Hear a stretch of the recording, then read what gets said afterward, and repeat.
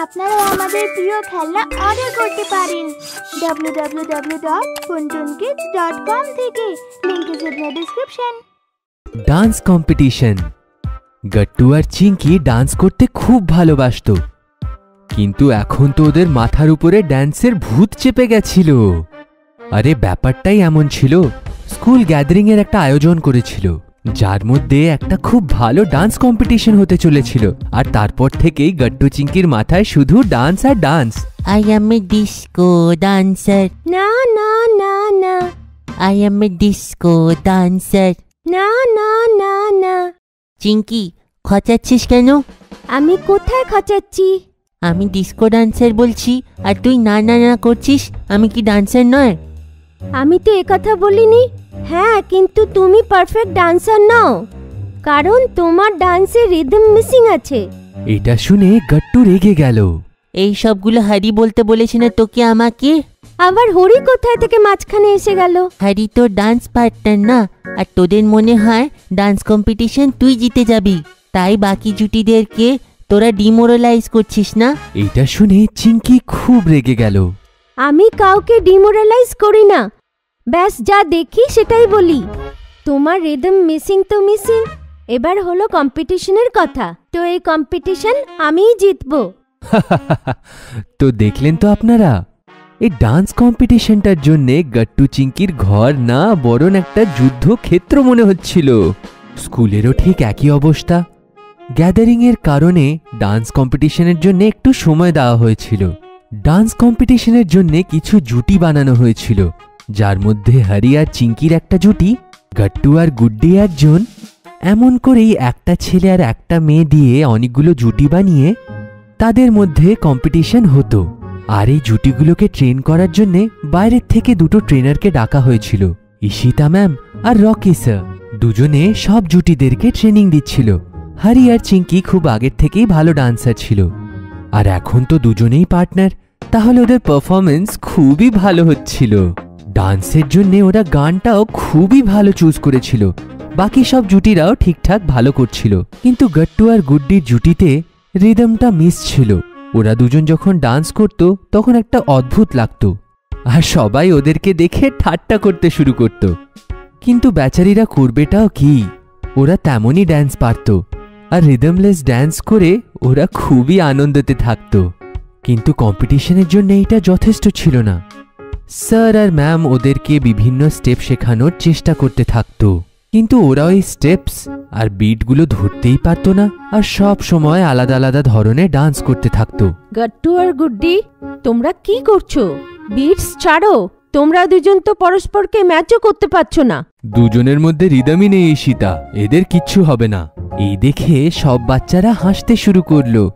পরিস্থিতি দেখে এখন গট্টু বুঝে গেছিল যে ডান্স কম্পিটিশন হরি আর চিঙ্কি জিতবে। গট্টু, আমরা জিততে পারবো না। আমার মনে হয় আমাদের কম্পিটিশন থেকে বেরিয়ে যাওয়া ভালো। না গুড্ডি, ডান্স শুধু কম্পিটিশনের জন্য করা হয় না। আমাদের রিদম নেই তো কি হলো? আমরা যা কিছু করি সেইটা করলে আমাদের মজা আসে তো না? ব্যাস সেই মজা নেওয়ার জন্যই আমরা নাচবো, খুব নাচবো। গট্টুর এই কথাগুলো রকি স্যার শুনে নিল, আর উনি ইমপ্রেস হয়ে গেলেন। চলো বাচ্চারা, প্র্যাকটিস টাইম শেষ, এবার আমরা কাল দেখা করব। বাই। গট্টু আর গুড্ডি, তোমরা দুজনে থাকো, তোমাদের সঙ্গে কিছু কথা আছে। হরি স্যার নিশ্চয়ই গট্টু আর গুড্ডুকে কম্পিটিশন থেকে আউট হয়ে যেতে বলবেন। হ্যাঁ, বেচারা গট্টু আর গুড্ডি ডান্স না করেই আউট হয়ে যাবে। আর সেটাই হলো। পরের দিন প্র্যাকটিস তো হচ্ছিল, কিন্তু গট্টু আর গুড্ডি তাতে ছিল না। দেখলে হরি, কাল আমি কি বলেছিলাম? আর দেখতে দেখতে স্কুলের পরিবেশটা গ্যাদারিং এর মতন হয়ে গেল। আর সেই দিনটাও এসে গেল, যেই দিনটার জন্য সবাই প্রাণ ভরে অপেক্ষা করছিল, ডান্স কম্পিটিশনের দিন। থিয়েটার দর্শকে ভরে গেছিল। স্টুডেন্টস, প্যারেন্টস এবং টিচার্সরাও সেইখানে ছিল। গট্টু চিঙ্কির বাবা মাও সেখানে এসেছিলেন। তালি বাজিয়ে আমাদের প্রথম জুটিকে স্বাগত জানান, রাখি আর অংশুমান। রাখি আর অংশুমান স্টেজে আসলো আর খুব ভালো ডান্স দেখালো। তারপরে আরো জুটিরাও ডান্স করছিল। তারপরে মিশ্রা স্যার আরো একটা জুটিকে ডাকলো। স্বাগত করুন চিঙ্কি আর হরিকে। অল দ্য বেস্ট বাচ্চারা। হরি আর চিঙ্কি স্টেজে আসলো আর প্রত্যেকবারের মতন খুব ভালো একটা পারফরমেন্স দিল। ওদের পারফরমেন্সটা এতই ভালো ছিল যে পারফরমেন্স শেষ হওয়ার পরও কারোর তালি আর থামছিল না। এখন আমি ডাকতে চলেছি আমাদের last জুটিকে, Gattu R Guddi. Come on Gattu. আরে এই দুজনও আছে কম্পিটিশনে। ডোন্ট ওয়ারি চিঙ্কি, ওদের এমনিতেও নিয়ে সবাই ঠাট্টাই করবে। গাট্টু আর গুড্ডি যেই ডান্স স্টার্ট করলো সবাই থমকে দেখতে থাকলো। না বিটস না মিউজিক, দুজনে কিছুই ফলো করছিল না। দুজনে শুধু একে অপরকে ফলো করছিল আর পারফেক্ট অফ বিট ডান্স করছিল। দুজনের স্টেপস আর টিউনিং এতটাই ভালো ছিল যে সবাই চোখ বড় বড় করে ডান্স দেখছিল। আর দুজনের পারফরমেন্স যখন শেষ হলো তখন তালির সঙ্গে সঙ্গে লোকে ওয়ান্স মোর বলতে শুরু করলো। তো এই ডান্স কম্পিটিশনের উইনার হলো চিঙ্কি আর হরি। ইয়ে! চিঙ্কি আর হরি আনন্দতে স্টেজের উপরে গেল আর নিজের প্রাইজটা নিয়ে আসলো। কম্পিটিশনের উইনারকে তো আপনারা দেখে নিলেন, কিন্তু অডিয়েন্সের মন জয় করে থাকা দুজন জাদুঘরকে আমি স্টেজে ডাকতে চাই। গাট্টু আর গুড্ডিকে, দুজনের জন্য একটা স্পেশাল প্রাইজ আছে। ইয়ে! গাট্টু আর গুড্ডি দুজনে স্টেজে গেল, দুজনে প্রাইজটা নিল। তারপরে গাট্টু কিছু বলতে চাইছিল। অনেক লোকেরা ভাবছে হয়তো এরা দুজন তো ভালো করে ডান্সও করতে পারছিল না, তবুও এরা এত ভালো পারফরমেন্স দিল কি করে। তো বন্ধুরা, মানছি আমাদের মধ্যে রিদম ছিল না, কিন্তু কনফিডেন্স অনেক ছিল। আর এই কনফিডেন্সই আমাদের রকি স্যার গাইড করে দিয়েছে। উনি বললেন যে যদি তোমরা বিটে ডান্স করতে পারছো না তো অফ বিটে করো। গুড্ডি আর আমি প্রচুর পরিশ্রম করেছি, তারপরে এই স্পেশাল প্রাইজটা পেলাম আমরা। আমাদের কাছে যেইটা নেই সেইটার জন্যে কাঁদার থেকে ভালো যেইটা আছে সেইটাকে ভালো করে ব্যবহার করা। সব সময় out of the box vision রাখা উচিত। এইটা আমরা এই কম্পিটিশন থেকে শিখলাম। Thank you. গাট্টুর এই কথাটা শুনে চিঙ্কি, হরি আর ওনাদের দুই ট্রেনার এবং পুরো অডিয়েন্স ইমপ্রেস হয়ে গেল আর সবাই এদের স্ট্যান্ডিং ওভেশন দিল। গাট্টু ভিজিটস আ ফার্ম। গাট্টুর বাবার অনেক অনেক অনেক বন্ধু ছিল, আর ওর সব বন্ধুরা ওদের বাড়ি আসা যাওয়া করত। তাই গাট্টু চিঙ্কির বাবার সব বন্ধুদের সাথে খুব ভালো বন্ধুত্ব ছিল। বাবার বন্ধুরা যখনই আসতো কেউ খালি হাতে আসতো না। গাট্টু চিঙ্কির জন্যে কিছু না কিছু নিশ্চয়ই আনতো, যেমনকি অনেকগুলো চকলেট, আইসক্রিম, আরও অনেক কিছু। এক রবিবারের কথা, গাট্টু, চিঙ্কি আর বাবার ছুটি ছিল, তাই সবাই খুব রিল্যাক্সড হয়ে বসেছিল। তখনই বাবা বলল, বাচ্চারা তৈরি হয়ে যাও, তোমাদের মনীষ আঙ্কেল আসছে। এই শুনে তো গাট্টু আর চিঙ্কি অনেক অনেক অনেক খুশি হলো আর নাচতে শুরু করলো। ইয়ে! বা মুলাইজা, হোশিয়ার, আমাদের প্রিয় মনীষ আঙ্কেল আসছেন। গাট্টু মনীষ আঙ্কেলের আসার কথা রাজকীয় স্টাইলে বলল, আর মনীষ আঙ্কেল আসলো। এখন আপনারা আমাদের প্রিয় খেলনা অর্ডার করতে পারেন www.kuntunkids.com থেকে। Link is in the description. আরে আমি কৃষক ভাই, কোনো রাজা মহারাজা নয়। আঙ্কেলের হাতে ওনার ফার্ম থেকে আনা সবজি আর ফ্রুটস ছিল। ভাই মনীষ, তুমি আমাদের জন্য রাজা মহারাজাদের থেকে কম নাকি? তুমি যখনই আসো আমাদের জন্য ফার্ম থেকে ফ্রেশ ফ্রেশ জিনিস নিয়ে আসো। তোমার এত বড় মন আর এত বড় ফার্ম নিয়ে রেখেছো, সেইটা তো কোনো রাজা মহারাজারই হতে পারে। এটা শুনে মনীষ আঙ্কেলের সাথে সাথে মাও হাসতে শুরু করলো। তারপর মা মনীষ আঙ্কেলের হাত থেকে সব জিনিস নিয়ে নিল আর ভেতরে চলে গেল। হলে বাবা আর গাট্টু চিঙ্কি মনীষ আঙ্কেলের সাথে বসে কথা বলছিল। আসলে মনীষ আঙ্কেল ইঞ্জিনিয়ার ছিল, তার সাথে চাষবাসও করত। শহরের ধারে ওনার অনেক বড় জমি ছিল। বলো গাট্টু চিঙ্কি, কবে যাবে আমাদের ফার্মটাকে দেখার জন্য? যখন আপনি নিয়ে যাবেন। আরে মনীষ, এরা তো কবে থেকে তৈরি আছে, তোমার যখন সময় হয়ে যাবে এদেরকে ঘুরিয়ে এনো। আরে তাহলে আজকেই চলো, কারণ আমার কাছে আজকে প্রচুর সময় আছে। এটা তো শুনে গাট্টু চিংকি নাচতে শুরু করলো। আমরা ফার্মে যাব, আমরা ফার্মে যাব। তারপর গাট্টু চিংকি ফটাফট রেডি হলো আর মানিশ আঙ্কেলের গাড়িতে বসে ওনার সাথে ফার্ম হাউসের দিকে চলে গেল। যেই গাট্টু আর চিংকি জমিতে পা দিল, ওদের ফ্রেশ হাওয়া আর পরিবেশের শান্তি আভাস হলো। ওয়াও, এত ফ্রেশ অক্সিজেন আর এত শান্তি আমরা শহরে কখনোই পাবো না। আঙ্কেল, তোমার ফার্ম কোথায়? ওই দেখো সামনে। গাট্টু চিংকি সামনে তাকালো আর ওরা তাকিয়েই থাকলো। সামনে এত সবুজ আর ওই সবুজ পরিবেশে সুন্দর একটা ফার্ম হাউস, যার কল্পনা কেউ স্বপ্নেও করতে পারতো না। গাট্টু আর চিংকি ফার্ম দেখলো আর ওরা ফার্মের দিকে দৌড়ে গেল। তখনই ওরা একটা কুকুরের চিৎকার করার আওয়াজ পেল। গাট্টু আর চিংকি দেখলো যে একটা কুকুর ওদের দিকে ঘেউ ঘেউ করতে করতে আসছিল।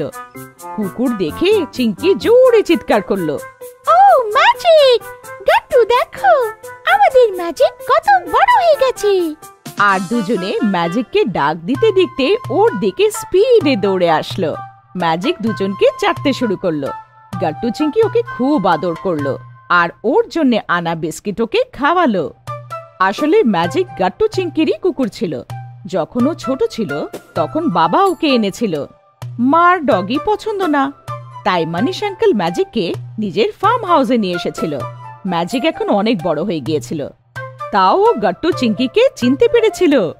তারপর গাট্টু চিংকি, ম্যাজিক আর মানিশ আঙ্কেল চারজনে ফার্ম ঘুরতে শুরু করলো। ম্যাজিক সবার থেকে আগে ছিল, যেন গাট্টু আর চিংকিকে পুরো ফার্ম ঘুরে দেখাচ্ছিল। গাট্টু চিংকি, আমি তো এখানে আসতে যেতে থাকি, কিন্তু ম্যাজিক কখনো ফার্ম ছেড়ে যায় না। ফার্মের দেখাশুনো আর সব সিকিউরিটি ম্যাজিকের উপরে।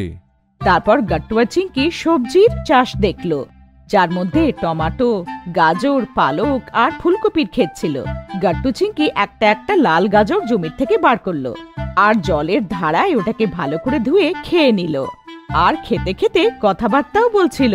ওয়াও আঙ্কেল, আমার মনে হচ্ছে আমি গাজর নয়, নিচের টেস্ট করছি। সত্যি কত তাজা, কি সুন্দর গন্ধ, কি মিষ্টি। আমরা যখন মার্কেট থেকে ক্যারেট আনি তার মধ্যে এত স্বাদ থাকেই না। এর দুটো কারণ আছে, একটা তো ওইগুলো ফ্রেশ থাকে না, আর দ্বিতীয় কারণটা হলো সেইগুলোকে কেমিক্যাল দিয়ে ফলন করা হয়, যেমন কি কোনো রকমের পেস্টিসাইড কিংবা কেমিক্যাল। কিন্তু আমাদের ফার্মে সব জিনিসই অর্গ্যানিক, কম্পোস্টের মতন খাদ সেইটাকে ফার্মেই বানানো হয়, আর সব প্লান্টসদেরকেও দেওয়া হয়, সেইটারই জাদু। তারপর গাট্টু আর চিংকি কম্পোস্টের প্ল্যান্ট দেখলো। তারপরে ওরা ফার্মে আলাদা আলাদা ডিপার্টমেন্টও দেখলো। তার মধ্যে একটা ছিল ডেইরি ডিপার্টমেন্ট, যার মধ্যে অনেক গরু আর মোষ ছিল। ওদের দুধ বার করে ওখানে প্রসেস করা হতো। এখানে কিচ্ছু ওয়েস্ট হয় না। গরুকে চারা যে খাওয়ানো হয় তার থেকে দুধ হয়, আর সেই ফসলের যে গোবরটা তৈরি হয় সেটাই কম্পোস্ট হয়। তারপরে ওরা এগ ডিপার্টমেন্ট দেখলো, যার মধ্যে অনেকগুলো মুরগি ছিল।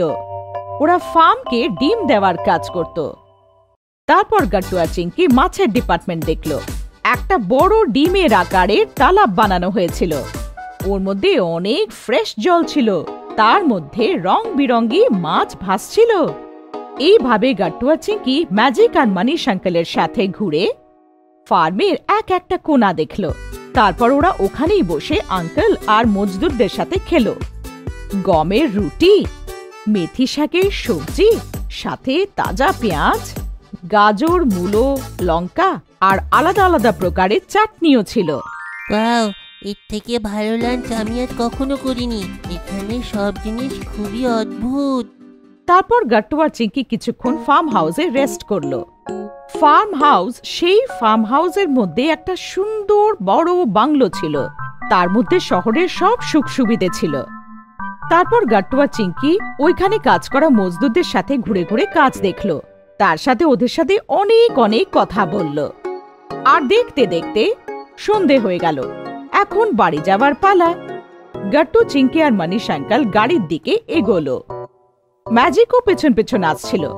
ম্যাজিক, তুমি আমাদের পেছনে এসো না, এখন আমরা যাচ্ছি, কিন্তু আমরা নেক্সট সানডে নিশ্চয়ই আসবো। এটা শুনে ম্যাজিক ফার্ম হাউসের দিকে ফেরত পালালো। আর গাট্টু চিংকি গাড়িতে বসে শহরের দিকে এগিয়ে গেল। Teachers day. রিসেন্টলি স্কুলে একটা নতুন টিচারের ট্রান্সফার হয়েছিল। উনি আগে অন্য ব্রাঞ্চে ছিলেন। গাট্টু আর চিংকি আর অন্য বাচ্চারা ওনার সাথে বেশি ক্লাস করেনি, তাই ওকে কেউ ভালো করে চিনত না। দুদিন পরে টিচার্স ডে আসছিল, আর সব বাচ্চারা সেটার আয়োজনে ব্যস্ত ছিল। বন্ধুরা, এবারে টিচার্স ডে সেলিব্রেশন খুব জোরদার হবে, খুব মজা হবে। হ্যাঁ গাট্টু, আমি তো শুনেছি এবার সিনিয়র স্টুডেন্টসরা সব টিচার্সদের জন্য একটা প্লে করছে। ও ওয়াও, এটা তো শুনতেই কত এক্সাইটেড লাগছে। খুব মজা আসবে সত্যি। ব্যাস, বেশি ওয়েটও করতে হবে না, শুধু দুদিনের কথা। সব বাচ্চারা নিজেদের মধ্যে কথা বলছিল। তখনই নতুন টিচার ক্লাসের ভেতরে আসে। সব বাচ্চারা একেবারে শান্ত হয়ে যায় আর নিজেদের জায়গায় বসে পড়ে। গুড মর্নিং বাচ্চারা, আমি তোমাদের নতুন ল্যাঙ্গুয়েজ টিচার। আমার নাম হলো আকাশ। Good morning sir. হ্যাঁ বাচ্চারা, চলো তোমরা সবাই নিজের বই বের করো। আমরা আজ থেকেই শুরু করি। তোমাদের কোয়ার্টারলি এক্সাম খুব সামনেই, তাই তোমাদের টাইম ওয়েস্ট করা উচিত নয়। টিচারের বলাতে সব বাচ্চারা বই বার করে নেয় আর পড়তে শুরু করে দেয়। আরে বন্ধুরা, এই নতুন স্যার তো কত সিরিয়াস থাকে, আসার সঙ্গে সঙ্গে পড়াতে শুরু করলো। অন্য টিচার্সরা একটু ইন্ট্রো দেয়। হ্যাঁ গাট্টু, ঠিক বলছো তুমি। আর দেখো না, একটা ব্রেক পর্যন্ত দেয়নি মাঝখানে, নন স্টপ শুধু আমাদেরকে পড়াচ্ছেন। কিছুক্ষণ পরেই নতুন স্যারের কথা সব বাচ্চারা ভুলে আবার থেকে টিচার্স ডে বিষয়ে কথা বলতে শুরু করে। তারপর ওখানে সায়েন্স আর ম্যাথসের টিচার আসে, আর বাচ্চারা ওনার সাথে কথা বলতে শুরু করে। গাট্টু, এই নোটবুকগুলো গিয়ে স্টাফ রুমে রেখে দাও। Yes ma'am. গাট্টু স্টাফ রুমে নোটবুক রাখতে যায় আর দেখে নতুন টিচার ওখানে একলা বসেছিল। গাট্টুকে ওনাকে দেখে খুব আজব লাগলো, আর বন্ধুদের গিয়ে এই বিষয়ে কথা বলে। বন্ধুরা, আমি স্টাফ রুমে নতুন টিচারকে দেখলাম। উনি একলা বসেছিলেন আর খুব স্যাড ছিলেন। আচ্ছা, কিন্তু এমন কেন? উনি স্যাড কেন? আমার মনে হয় ওনার বোধহয় নিজের পুরনো স্কুলের কথা মনে পড়ছে। হ্যাঁ, আমারও তাই মনে হয়। এমন ভাবে দেখে ভালো লাগছে না। দেখো, টিচার্স ডে আসতে চলেছে, কিন্তু কোনো স্টুডেন্টরা ওনাকে চেনে না। উনি পুরনো স্টুডেন্টদেরকে কত মিস করছেন না? তো বলো গাট্টু, তোমার হিসেবে আমাদের কি করা উচিত? বান্টির কথা শুনে গাট্টু কিছু ভাবতে শুরু করে। তারপরে ও একেবারে চেঁচিয়ে বলে, আইডিয়া। ওহো, বলো বলো গাট্টু, কি আইডিয়া এসছে তোমার? এখন আপনারাও আমাদের প্রিয় খেলনা অর্ডার করতে পারেন www.kuntunkids.com থেকে। Link is in the description. আমার আইডিয়া এইটা চিঙ্কি, আমরা নতুন টিচারের জন্য একটা খুব সুন্দর কার্ড বানাই। সেই কার্ড দেখে উনি খুব খুশি হয়ে যাবেন, যাতে ওনাদের পুরনো স্টুডেন্টের কম মনে পড়ে। Wow Gattu, excellent! এটা তো সত্যি করে খুব ভালো আইডিয়া। হ্যাঁ, এমনিতেও কোনো বাচ্চা ওনাকে এখনো ভালো করে চেনে না, তাই ওনাকে তো কেউ টিচার্স ডেতে কার্ড আর গিফটও দেবে না। তাই আমরা ওনার জন্য কার্ড নিশ্চয়ই বানাবো। তারপর সব বাচ্চারা মিলে ডিসাইড করে যে ওরা পরের দিন গুড্ডির বাড়িতে দেখা করবে আর নতুন টিচারের স্পেশাল ওয়েলকাম কার্ড বানাবে। দেখো গাট্টু, তুমি যা যা জিনিস চেয়েছিলে আমি সব নিয়ে এসেছি। আরে গুড্ডি, এতে তো গ্লিটার্স নেই। হ্যাঁ গাট্টু, আমার কাছে গ্লিটার্স শেষ হয়ে গিয়েছিল, কিন্তু টেনশন নিও না, আমি বান্টিকে আসার সময় গ্লিটার্স আনতে বলেছিলাম। এই নাও, আমি নিয়ে এসেছি। ভেরি গুড, এখন কার্ড বানানোর সব জিনিস আছে আমাদের কাছে। দেরি কিসের, চলো কার্ড বানানো শুরু করি। সব থেকে আগে আমি চার্ট পেপারটাকে ভালো করে ডিজাইন করে কেটে নিই, তারপরে আমরা অন্য কাজ শুরু করব। আর আমি কার্ডে লাগানোর জন্য পেপারের ফুল বানিয়ে নিই। ঠিক আছে গুড্ডি, আমি তোমাকে হেল্প করব। এরমভাবে বাচ্চারা সবকটা কাজ নিজেদের মধ্যে ডিভাইড করে নেয় আর কার্ড বানাতে জুটে যায়। চলো বাচ্চারা, একটু ছোট ব্রেক নিয়ে নাও আর গরম গরম স্যান্ডউইচ খাও। Wow, sandwich! তারপর সব বাচ্চারা একসাথে স্যান্ডউইচ এনজয় করে। ওয়াও আন্টি, কত ইয়াম্মি হয়েছে এটা। হ্যাঁ সত্যিতে, খেয়ে মজা এসে গেল। থ্যাংক ইউ আন্টি, এত টেস্টি স্যান্ডউইচ বানানোর জন্য। ইউ ওয়েলকাম চিঙ্কি বেটা, ভালো করে খেও বাচ্চারা, আর কিছু চাই তো নিশ্চয়ই জানাবে। হ্যাঁ। তারপর সব বাচ্চারা ব্রেকের পরে আবার থেকে কার্ড বানানোর কাজে লেগে পড়ে। কিছুক্ষণ পরে ওদের কার্ড বনে তৈরি হয়ে যায়। ফাইনালি আমাদের কার্ড সুন্দর করে রেডি হয়ে গেছে। হ্যাঁ, আর দেখো কত সুন্দর দেখাচ্ছে। এখন শুধু স্যারকে কালকে দিতে হবে। আই উইশ ওনারও এইটা খুব পছন্দ হোক। আরে আমরা এত কষ্ট করে বানালাম, কেন পছন্দ হবে না? হ্যাঁ, তো শোনো গুড্ডি, এই কার্ডটা নিয়ে আসার দায়িত্ব কালকের জন্য তোমার।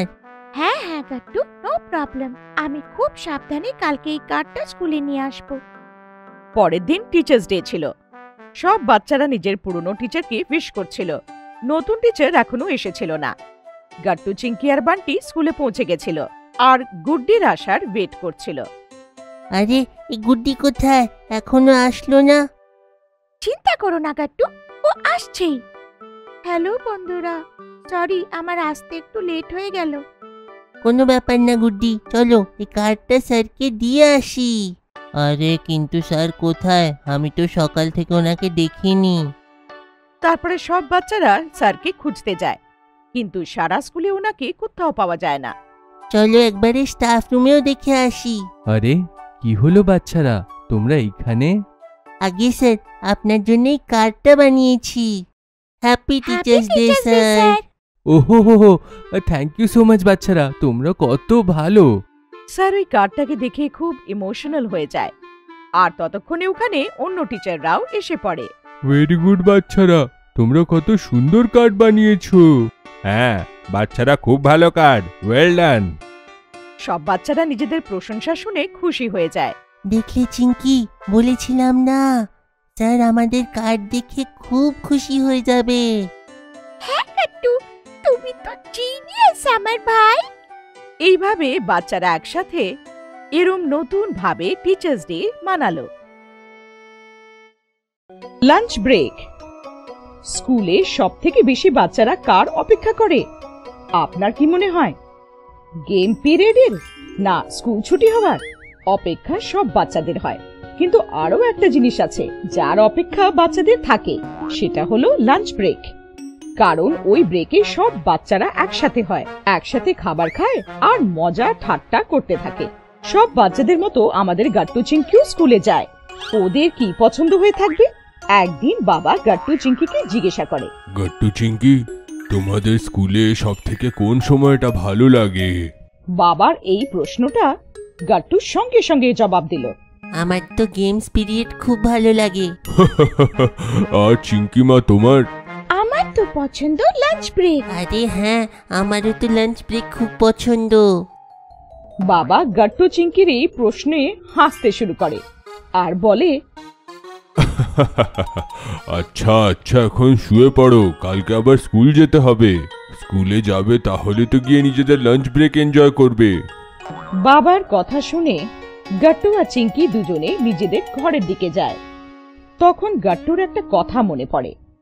আরো আস্তে করে চিঙ্কিকে জিজ্ঞাসা করে, আরে কালকের প্ল্যান ভুলে গেলি চিঙ্কি? কালকে আমরা লাঞ্চ ব্রেকে একসঙ্গে পার্টি করব।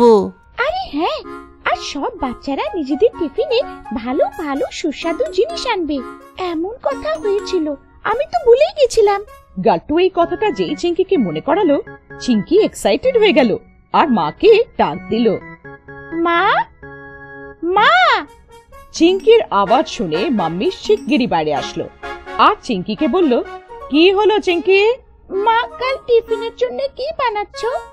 আলুর তরকারি আর রুটি। কেন, কি হলো? কাল কিছু স্পেশাল আছে? হ্যাঁ মা, এটা তো স্পেশালি বলা যায়। কারোর জন্মদিন নাকি? আরে না মা। তাহলে? গাট্টু চিঙ্কি চাইছিল যে কাল মা টিফিনে কিছু একটা সুস্বাদু বানায়, কিন্তু সে কি জানতো যে গাট্টু চিঙ্কি আর বন্ধুরা মিলে লাঞ্চের জন্য কি প্ল্যান করে রেখেছে।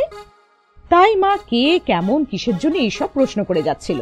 গাট্টু চিঙ্কি বলল, চিঙ্কি তুমি মাকে ডিটেলে বলো যে কালকে টিফিনে এমন কি যে আমরা একসঙ্গে তা কিছু ভালো বানাতে বলছি। গাট্টুর কথা শেষ হওয়ার পরেই চিঙ্কি কাল লাঞ্চ ব্রেকে হওয়া টিফিন পার্টির ব্যাপারে মাকে জানায়। আচ্ছা, তাহলে এই ব্যাপার, ঠিক আছে। তাহলে কালকে কি দেবে? সেটাও তোমাদের জন্য একটা সারপ্রাইজ হবে। গাট্টু আর চিঙ্কি দুজনে খুব এক্সাইটেড হয়ে যায়। এখন যাও নিজেদের ঘরে গিয়ে শুয়ে পড়ো। পরের দিন গাট্টু চিঙ্কি নিজের থেকে সকালে উঠে স্কুলের জন্য তৈরি হয়ে যায়। দুজনে খুব এক্সাইটেড ছিল যে মা টিফিনে কি দিচ্ছে। দুজনে রান্নাঘরে যায়, কিন্তু ওদের টিফিন অলরেডি প্যাক করা থাকে, তাই সারপ্রাইজ বাইরে আসে না। স্কুলে পৌঁছেই বন্ধুদের সাথে দেখা হয়। বান্টি, গুড্ডি, রাজু, হারি সব বন্ধুরা গাট্টু চিঙ্কির থেকে আগেই স্কুলে পৌঁছে গিয়েছিল। এই তো গাট্টু চিঙ্কিও এসে গেছে। লেট হয়ে গেলে তোমরা, আমি তো ভাবছিলাম আবার আসবে কি না। আরে কি করে আসবো না, আজকে তো লাঞ্চ ব্রেকে পার্টি আছে না, মজা করবো। গাট্টু, চিঙ্কি আর ওদের সব বন্ধুরা খুব বেশি এক্সাইটেড ছিল যে কখন লাঞ্চ ব্রেক হবে আর কখন ওরা একসাথে হয়ে এনজয় করবে, এমন ওরা মনে করছিল। প্রথম পিরিয়ড আরম্ভ হলো। গাট্টু আর বান্টি দুজনে নিজেদের মধ্যে কথা বলছিল। বান্টি আজ টিফিনে কি এনেছে সেটা বলছিল। তখনই স্যার ওদের ধরে ফেললো। কি হচ্ছে সেইখানে? গাট্টু আর বান্টি, দাঁড়িয়ে পড়ো। কিছু নয় স্যার। তুমি বলো বান্টি, কি কথা বলছিলে তোমরা? কিছু নয় স্যার, আসলে ও স্যার, ওই লাঞ্চ ব্রেক। বান্টির মুখ থেকে লাঞ্চ ব্রেক কথাটা বেরিয়েই গেছিল। কি বললে? না স্যার, কিছু নয়, আমরা এমনি কথা বলছিলাম। পড়াশোনায় ধ্যান দাও, কথাবার্তা বলো না।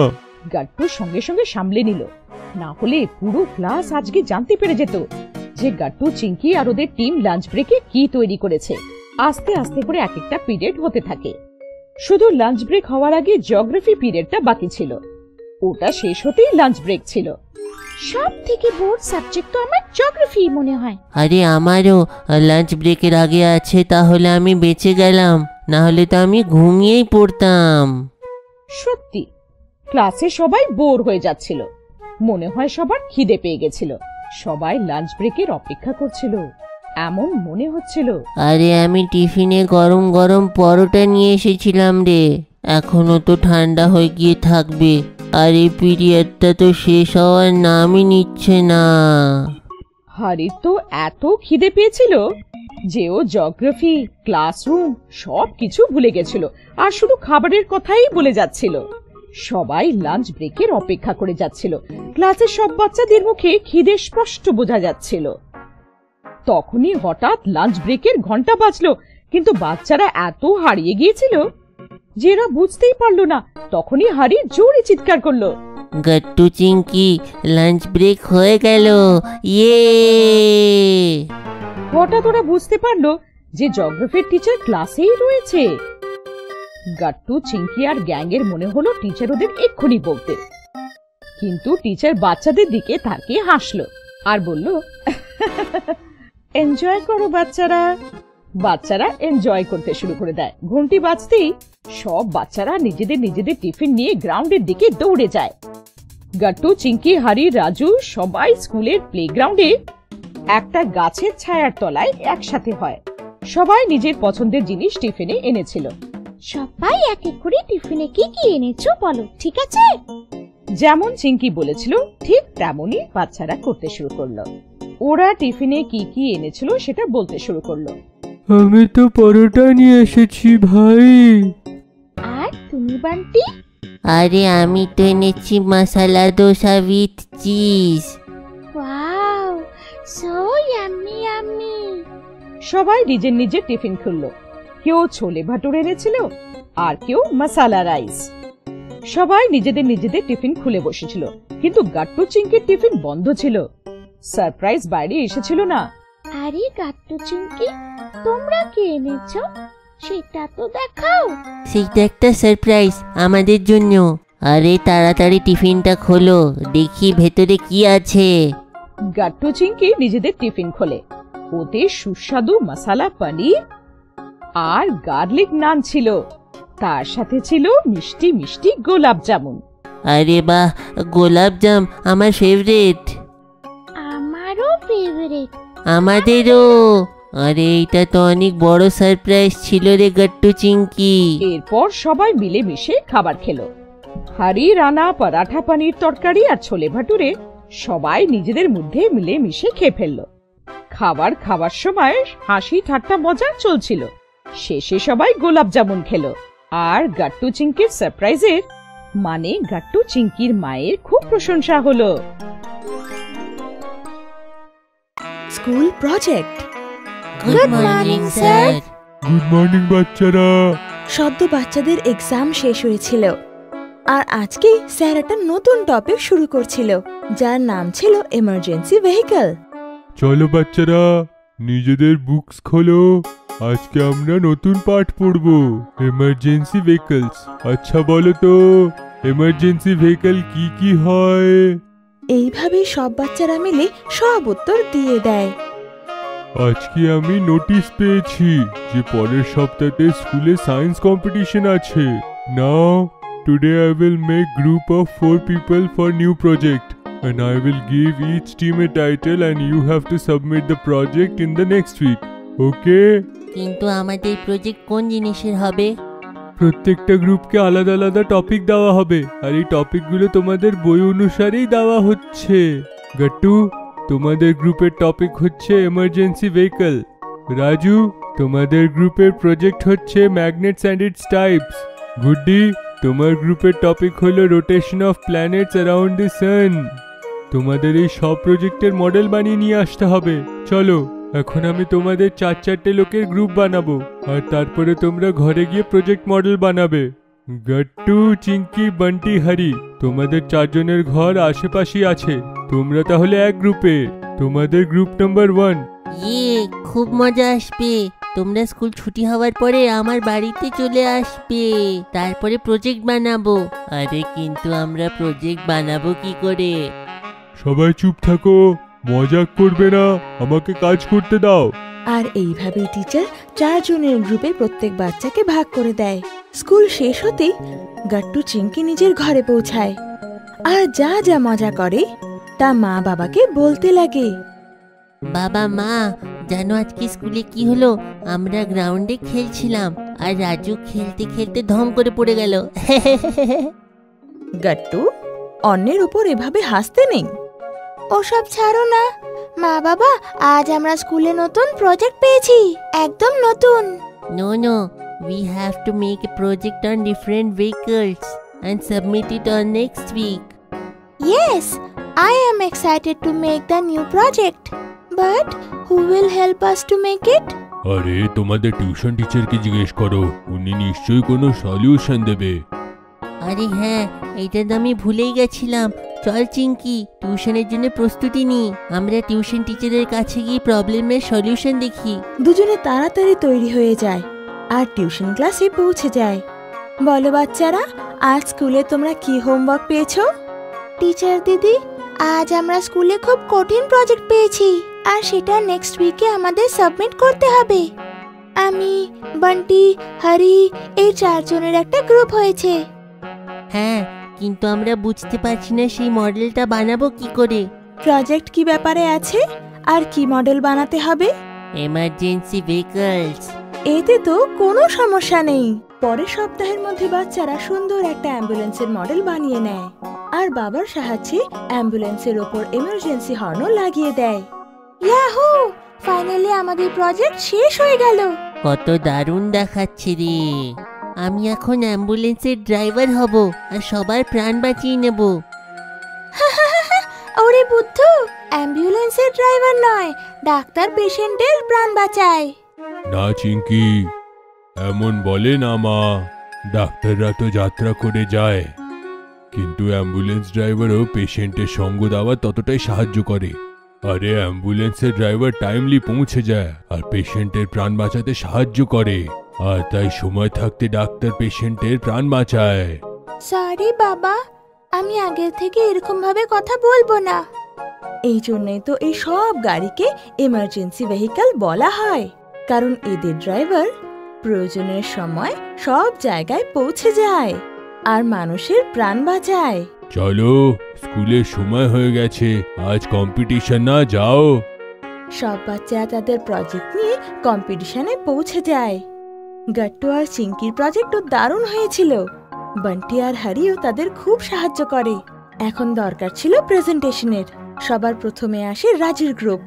মডেল দেখিয়ে ওরা ওদের প্রেজেন্টেশন শুরু করে। We have this magnet, and in this magnet we have the South Pole and the North Pole, which give attractive force to equal and opposite pole.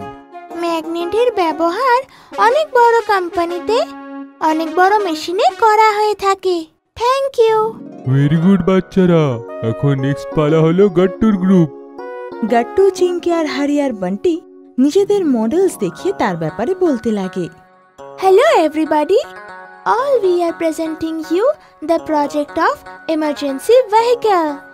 We have different emergency vehicles like ambulance. যদি কোনো emergency patient থাকে তখন আমরা ambulance ব্যবহার করি। এটা হলো fire brigade. যখন কোথাও আগুন লেগে যায়, ফায়ার ব্রিগেড এমার্জেন্সি ভেহিকল হয়ে সেখানে এসে যায় আর আগুনে ফেসে থাকা লোকেদেরকে বাঁচায়। This is a police van. যদি কোনো ঘরে চুরি হয় আর যদি আমরা 100 ডায়াল করি তাহলে পুলিশ ভ্যান তাড়াতাড়ি এসে যায় আর চোরেদেরকে ধরে নিয়ে যায়। Thank you. শাবাশ, ভেরি গুড বাচ্চারা। সব বাচ্চার প্রেজেন্টেশন হয়ে যায় আর শেষে রেজাল্টের সময় আসে। তো আজকের উইনার হলো গাট্টু, চিঙ্কি, হারি আর বান্টির গ্রুপ। আমরা জিতে গেলাম। চারজনই দৌড়াতে দৌড়াতে স্টেজে পৌঁছে যায় আর ওরা গেস্টের হাত থেকে অ্যাওয়ার্ড নেয়। কংগ্রাচুলেশন বাচ্চারা। বৃষ্টির মৌসুম। মে মাসের জোর গরমের পর ক্যালেন্ডারে জায়গা করে এলো জুন মাস। কিন্তু জুনেও সেই অবস্থা, সাদা আকাশ, গরমে হয়রান আর বাচ্চাদের চেঁচামেচিতে হয়রান বেচারা জুন বর্ষার অপেক্ষা করছিল। গাট্টু আর চিঙ্কি রোদে বাইরে খেলতে পারছিল না, তাই বাড়ির মধ্যে বদমাশি আরম্ভ। দাঁড়া চিঙ্কি, তুই আমাকে বল ফেলে মারলি, এই নে। এমন বলে গাট্টুও বল উঠালো আর চিঙ্কির দিকে ছুড়ল। হলে আসতে থাকা মা এটা দেখে রেগে গেছিল। ওহো গাট্টু, চিঙ্কি, এটা কি? এটা কেমন খেলার ধরন? সরি মা। ভেতরে বাইরে এত গরম আর তোমাদের শুধু বদমাশি বেরোচ্ছে। চলো বসো সোফাতে চুপচাপ। বেচারা গাট্টু আর চিঙ্কি কি বা করতো, শান্ত হয়ে সোফাতে বসে পড়ল। মা, একটু পরে কি আমরা বাইরে খেলতে যেতে পারি? একদম নয়, দেখছিস না বাইরে কত গরম, পপকর্ন হয়ে যাবি। এমন বলে মা ভেতরে চলে গেল আর গাট্টু আর চিঙ্কি সোফাতে বসে বসে ভগবানকে মিনতি করতে থাকে। ঠাকুর, ঠাকুর কিছু করে দাও, আমরা এমন করে বাড়ির মধ্যে বসে থাকতে পারবো না ঠাকুর। হ্যাঁ ভগবান, প্লিজ কিছু করে দাও না প্লিজ। আর হঠাৎ করে ম্যাজিক হয়ে গেল। জানি না কোথা থেকে আকাশে কালো মেঘ লোড হয়ে গেল আর গরমা গরম সূরজ দেবতা বরফের মতো ঠান্ডা হয়ে গেল। ঠান্ডা ঠান্ডা জোর হাওয়া বইতে শুরু করলো আর গ্যালারি থেকে গিয়ে সোজা দেওয়ালের ক্যালেন্ডারে ধাক্কা মারলো। জুন মাসের পাতাটা প্রথমবার ফড়ফড় করে উড়ে গেল আর ওর ফড়ফড়ানির চোটে মা বাবার ঘুম ভেঙে গেল। হে ভগবান, মনে হচ্ছে ঝড় বা তুফান আসতে চলেছে। আরে না, ঝড় না বৃষ্টি, এইটা তো হলো বর্ষার আগমন। ওই দেখো। মার বাবা জানলা থেকে বাইরে দেখলো যে জোর বৃষ্টির ঝর্ণা আকাশ থেকে নিচে পড়ছিল। ভেজা শুকনো মাটির জোর গন্ধ সারা বাড়িতে ছড়িয়ে পড়েছিল। আর গাট্টু চিঙ্কি ওরা তো হলে ছিলই না। ওরা তো কখন নিচে সোসাইটি ক্যাম্পাসে এসে বৃষ্টিতে নাচছিল, গান গাইছিল, বন্ধুদের সাথে বৃষ্টিকে ওয়েলকাম জানাচ্ছিল। Welcome rain. Welcome rain. Thanks ভগবান, তুমি আমাদের কথা শুনে ফেললে। ইয়ে!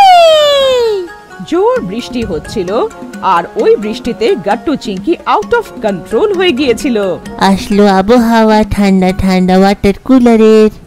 চিঙ্কি তো আকাশের দিকে মুখ খুলে ব্যাস মুখে পড়তে থাকা জলকে এনজয় করছিল আর ছপাক ছপাক করে লাফাতে শুরু করলো। গাট্টু আর বাকি বাচ্চারা চিঙ্কিকে ঘিরে ফেললো আর ওদের উপর হাসতে শুরু করলো। চিঙ্কি রেগে গেল আর নিজের হাতে জল ধরে ওদের উপরে ফেলে দিল। বাকি সবাইরাও বৃষ্টি এনজয় করতে থাকলো। পুরো সোসাইটি গ্যালারিতে দাঁড়িয়ে বাচ্চাদের আনন্দ দেখছিল। মা তো গাট্টু আর চিঙ্কির কাণ্ড সহ্য করতে পারছিল না। আরে দেখো না ওদেরকে, আগে বল ফেলছিল, এখন জল ছিটাচ্ছে। থামাও ওদের, দেখো আমাদের বাচ্চারা কি করছে। আরে কিছুই করছে না, আমাদের বাচ্চারা তো এনজয় করছে, চলো আমরাও যাই। না বাবা না, আমরা কি বাচ্চা? বাচ্চারা দেখলো যে সব প্যারেন্টস গ্যালারিতে দাঁড়িয়ে দাঁড়িয়ে দেখছিল। আরে আমাদের বাবা মা, তাদেরও নিচে আনতে হবে। কিন্তু কিভাবে? এমন করে। আর সঙ্গে সঙ্গে যেখানে বাড়ির বাইরে জল একত্রিত হচ্ছিল ওইখানে নৌকো ভাসিয়ে দিল। নৌকোটাকে জলে ভাসতে দেখে বাকি বাচ্চারাও তাড়াতাড়ি নৌকো বানালো, আর জলে নৌকোর রেস আরম্ভ হয়ে গেল। কারোর নৌকো শিগগিরই ভেসে যেত, কারোরটা ছিঁড়ে যেত, কারোরটা ভাসতে থাকতো। এইসব দেখে বাচ্চারা খুব খুশি হচ্ছিল। উপরে প্যারেন্টসরাও এসব দেখে খুব খুশি হচ্ছিল। কিন্তু ওরা বুঝে গেছিল যে বাচ্চারা ভালো করে নৌকো বানাতে পারছিল না, তাই সব ভেঙে যাচ্ছিল। প্যারেন্টসরা নিচে নেমে আসলো, বাচ্চাদের মেসেজ প্যারেন্টস অব্দি পৌঁছে গেল। আরে শর্মা মশাই, বাচ্চারা তো ডাকছে, যাবেন নাকি? কি বললেন? শুনতে পারছি না। আরে চলো নিচে। আরে চলো চলো। আর তারপর কি, সব বাচ্চাদের প্যারেন্টসরাও নিচে এসে গেল, আর বাচ্চাদের সাথে বাচ্চা হয়ে সবাই নৌকো বানাতে শুরু করলো। বাবা, আমরা নৌকো বানাতে জানি, আমি আপনাকে নামানোর জন্য এমনটা করেছি। এইটা দেখে সবাই হাসতে থাকে। আর তারপর কি, গাট্টু চিংকির পুরো সোসাইটি বৃষ্টিতে নাচছিল। বৃষ্টি এত বেশি হচ্ছিল যে দেখতে দেখতে বাগানে পুরো কাদা হয়ে গেল। তারপর আর কি, বাচ্চারা কাদায় পিছলে পিছলে পড়তে থাকে। তখনই হঠাৎ বান্টি চিৎকার করে ওঠে, বাঁচাও বাঁচাও বাঁচাও। বাচ্চারা পেছনে দেখলো যে 10টা বড়া পাও একসাথে খেয়ে থাকা গোল গোল বান্টি পুরো কাদাতে আটকে গেছিল। আরে হেসো না, আমাকে বের করো। সব বাচ্চারা বান্টির হাত ধরে ওকে উপরে টানতে থাকে। বান্টি ওঠ রে, ওঠ। বাচ্চারা বান্টিকে নাড়াতেও পারছিল না, উল্টো কাদার কারণে সবার হাত পিছলে যাচ্ছিল, আর সব ওই কাদাতে পড়ে যাচ্ছিল। এক কাজ করা হোক, বান্টিকে ছেড়ে দেওয়া হোক, আমরা যাই এখান থেকে। আরে এটা কি করছো? না না, আমারও আসার আছে। আর এমন বলে বান্টি হাতির মতো খুব জোর দিল, আর দেখতে দেখতে বান্টি নিজের থেকেই কাদা থেকে পুরো বাইরে বেরিয়ে এলো। দেখলে, আমরা যখন চেষ্টা করছিলাম মজা নিচ্ছিল, এখন নিজে ওঠ। সময়ের সাথে সাথে বৃষ্টি আরো জোরে পড়ছিল, থামার নামও নিচ্ছিল না। আর বাচ্চারা তো একদমই চাইছিল না যে বৃষ্টি থেমে যাক। সবাই নিজের নিজের সাইকেল বার করলো, আর এই জোর বৃষ্টিতে সব বাচ্চারা সাইকেল চালাতে শুরু করলো। ফ্লোরে বড় জলের পুকুর হয়ে গিয়েছিল। তার মধ্যে থেকে যখন সাইকেলের টায়ার যাচ্ছিল, জলের জোর ঢেউ উঠছিল। বারবার জলে সাইকেল নিয়ে যাওয়াটা অনেক মজা হচ্ছিল। আরে আরে চলো, হয়ে গেল বৃষ্টি, চলো এখন উপরে। হ্যাঁ চলো, কিন্তু বাচ্চারা বাচ্চারা কোথায়? সব প্যারেন্টসরা বাচ্চাদের এদিক ওদিক দেখতে থাকে। আর তখনই হঠাৎ ওদের উপরে বিভিন্ন রঙের জল পড়তে থাকে। আরে এগুলো কি? লাল, গোলাপি, হলুদ, নীল রঙের বৃষ্টি কি করে আরম্ভ হয়ে গেল হঠাৎ? আকাশে আবার ইন্দ্রধনু এসে যায়নি তো?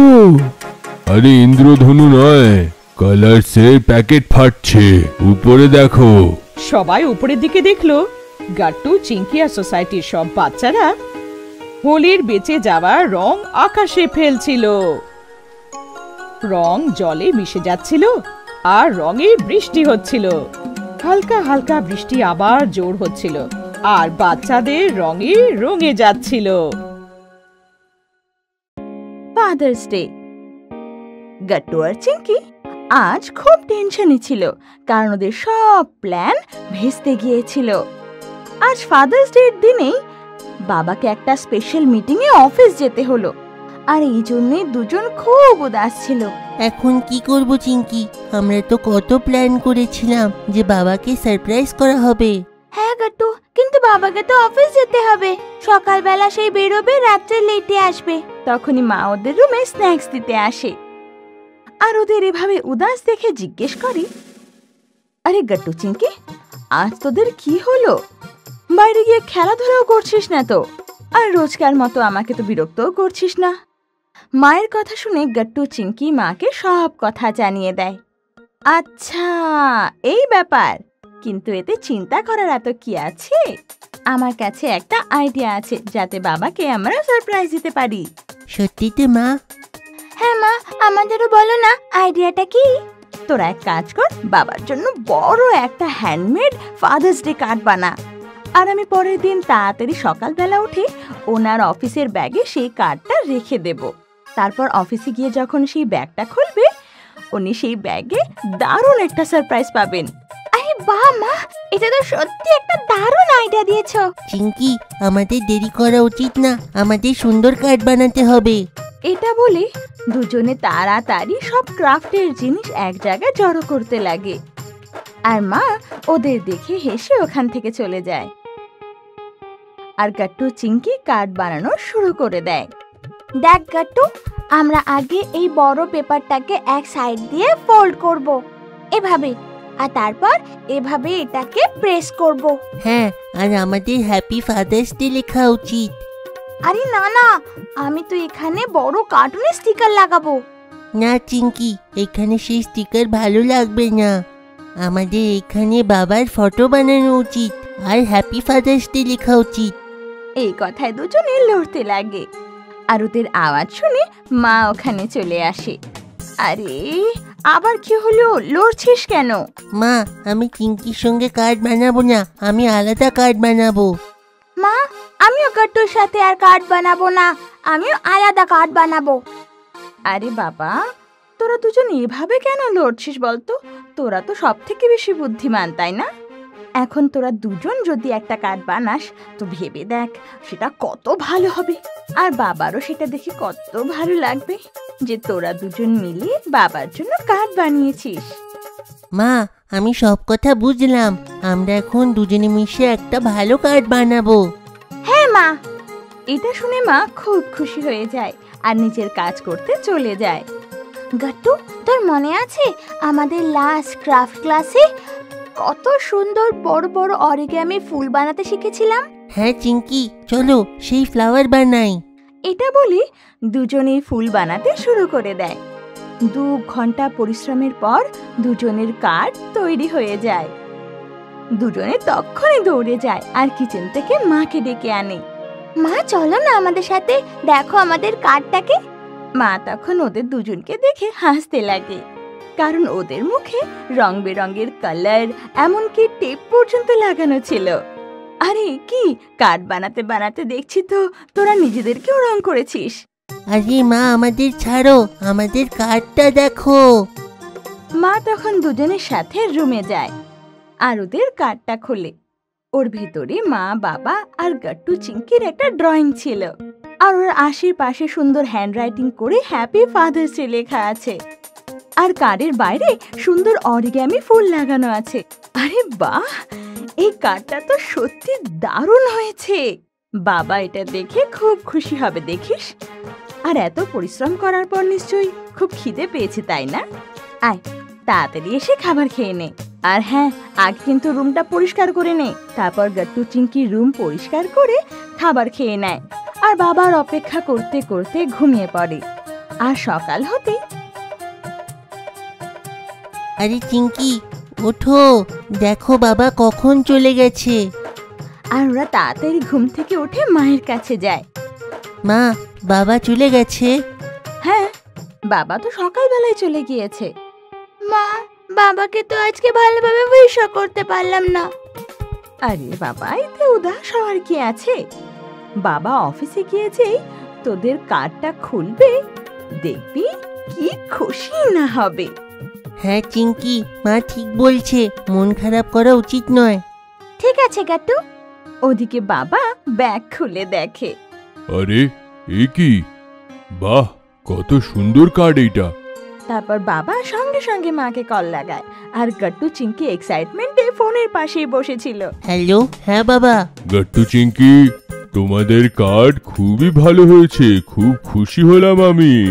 থ্যাংক ইউ সো মাচ বাচ্চারা। ওয়েলকাম বাবা, আমার খুব ভালো লেগেছে, তোমার আমাদের কার্ড খুব ভালো লেগেছে। আরে সেই ড্রয়িং এর ব্যাপারটাও তো বলো। দেখো যেটা গাট্টু আর চিঙ্কি কার্ডে বানিয়েছে। আরে হ্যাঁ হ্যাঁ, আমাদের ফ্যামিলি পিকচারটা তো খুব ভালো হয়েছে। আচ্ছা বাচ্চারা, এবার বাবাকে বাই করে দাও, ওনাকে তো কাজও করতে হবে। বাকি কথা বাবা আসার পর ঘরে বসে করো। আচ্ছা মা, টাটা বাবা। টাটা বাবা, তাড়াতাড়ি এসো। সন্ধেবেলায় বাবা মাকে কল করে। আমার মনে হয় আমার আসতে সময় লাগবে। আচ্ছা, কোনো ব্যাপার না, তুমি সাবধানে এসো। বাবা মোটামুটি মাঝরাতে বাড়ি ফিরে আসে আর আস্তে আস্তে দরজায় নক করে।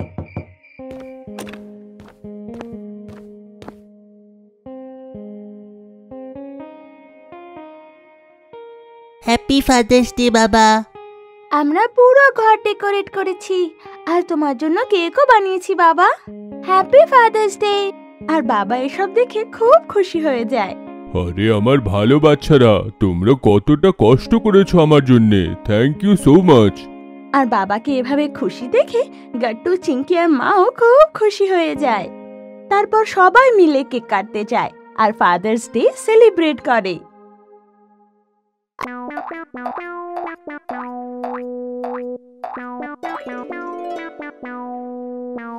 গাট্টুর ফুটবল ম্যাচ। বাচ্চাদের কখন কোন জিনিসটা ভালো লাগে, কখন কোন জিনিসের অভ্যেস হয়ে যায় কেউ বলতে পারবে না। গাট্টুরও একটা অভ্যেস হয়ে গিয়েছিল, ঘুমের মধ্যে ডান দিকের পাটা জোরে জোরে নড়াচড়া করা। শুনে হাসি পাচ্ছে, কিন্তু যখন মধ্যরাতে চিঙ্কি জল খাবার জন্য উঠল, ও অন্ধকারে জোরে জোরে নড়তে থাকা পা দেখলো, আরো জোরে চিৎকার করলো, মা বাবা। মা বাবা দৌড়ে দৌড়ে ঘরে এলো, লাইট অন করলো আর ওরা চিঙ্কিকে জিজ্ঞেস করলো, কি হলো মা, কি হয়েছে? ওই দেখো। মা বাবা যখন গাট্টুর দিকে দেখলো তখন ওদের হাসি পেল, কারণ গাট্টু গভীর নিদ্রায় ছিল আর নিজের ডান পা উঠিয়ে রীতিমতো হাওয়ায় কিক করে যাচ্ছিল। অনেক ফানি দেখতে লাগছিল। হে ভগবান, এবার এটা কি নতুন শুরু করে দিল গাট্টু?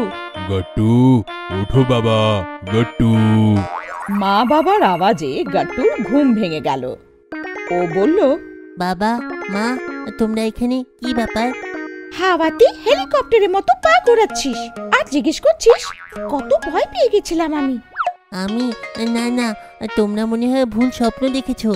এইটা শুনে বাবা হাসতে হাসতে বলল, তোমার কি মনে হয় গাট্টু, তোমার মার আমি এখানে এসে স্বপ্ন দেখছি নাকি? গাট্টু, তুমি সত্যি হাওয়ায় জোরে জোরে কিক করছিলে। কোনো ব্যাপার না, এমন হয়, সবাই ঘুমিয়ে পড়ো। কিন্তু এমনটা রোজ রোজ হতে লাগলো। রোজ গাট্টু হাওয়ায় নিজের পা জোরে জোরে ঘোরাতো আর বেচারি চিঙ্কির ঘুম ভেঙে যায়। তারপর চিঙ্কির একটা আইডিয়া এলো, ও গাট্টুর ওই পাটাই বেঁধে দিল। এবার সব প্রবলেম সলভড।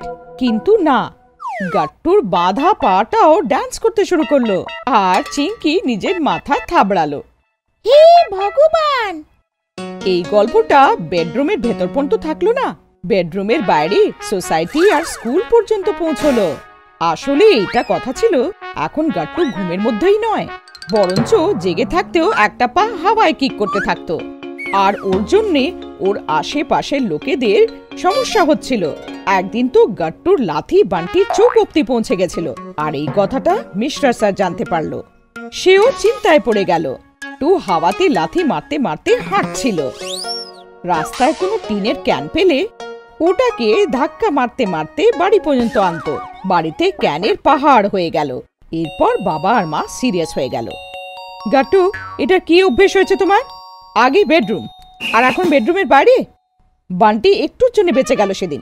চিঙ্কি বলছিল, যা পাও সেটাকে লাথি মারতে মারতে বাড়ি নিয়ে আসো, আর সেটা ওঠানোর জন্য আমাকে লোককে ডাকতে হয়। মা, আমিও বুঝতে পারছি না যে আমি এমন কেন করছি। লাঠি মারা আমার প্যাশন হয়ে গেছে। আমি চাই না যে কারোর কোনো ক্ষতি হোক, আর না কাউকে ভয় পাওয়াতে চাই, কিন্তু আমি বুঝতে পারছি না যে আমি সবকিছু ছেড়ে লাঠি কেন মারছি। গাট্টু বুঝতে পারছিল না, কিন্তু বাবা বুঝে গেল। বাবা গাট্টুকে বলল, ডোন্ট ওয়ারি বাবা, আমি বুঝে গেছি। আর এই অসুখটার আমার কাছে চিকিৎসাও আছে, তোমার খুব ভালো লাগবে। সেটা কি বাবা? সন্ধেবেলা আমার সঙ্গে চলো, নিজেই জানতে পেরে যাবে। সন্ধেবেলায় বাবা গাট্টুকে নিয়ে একটা স্পোর্টসের দোকানে গেল, আর ওইখান থেকে বাবা গাট্টুকে একটা ফুটবল এনে দিল। ফুটবল দেখতেই গাট্টুর চেহারায় সুন্দর একটা স্মাইল এসে গেল। ও রাইট লেগ ড্যান্সের মোডে এসে গেল। ওয়াও বাবা, ফুটবল! আমার তো এটাই দরকার ছিল।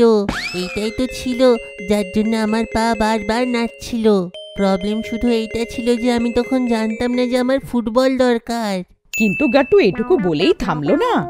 ও ফুটবলটা মাটিতে রাখলো আর ফুটবলের সাথে সাথে গাট্টুও জাম্প করতে করতে খেলতে শুরু করলো। বাবার সাথে সাথে শপের আঙ্কেলও খুশি হলো। এত কম বয়সে ফুটবলের উপরে এত ভালো হল। দেখবেন স্যার, একদিন অনেক বড় ফুটবল প্লেয়ার হবে আপনার ছেলে গাট্টু। এইটা শুনে তো গাট্টুর খুশির আর ঠিকানা ছিল না। এবার এরপরে স্টোরি তো খুব ইন্টারেস্টিং হয়ে গেল, কারণ গাট্টু লাথি মারার জন্য এমন একটা জিনিস পেয়ে গেছিল যেটাতে মজাও আসছিল আর কিছু বলতোও না।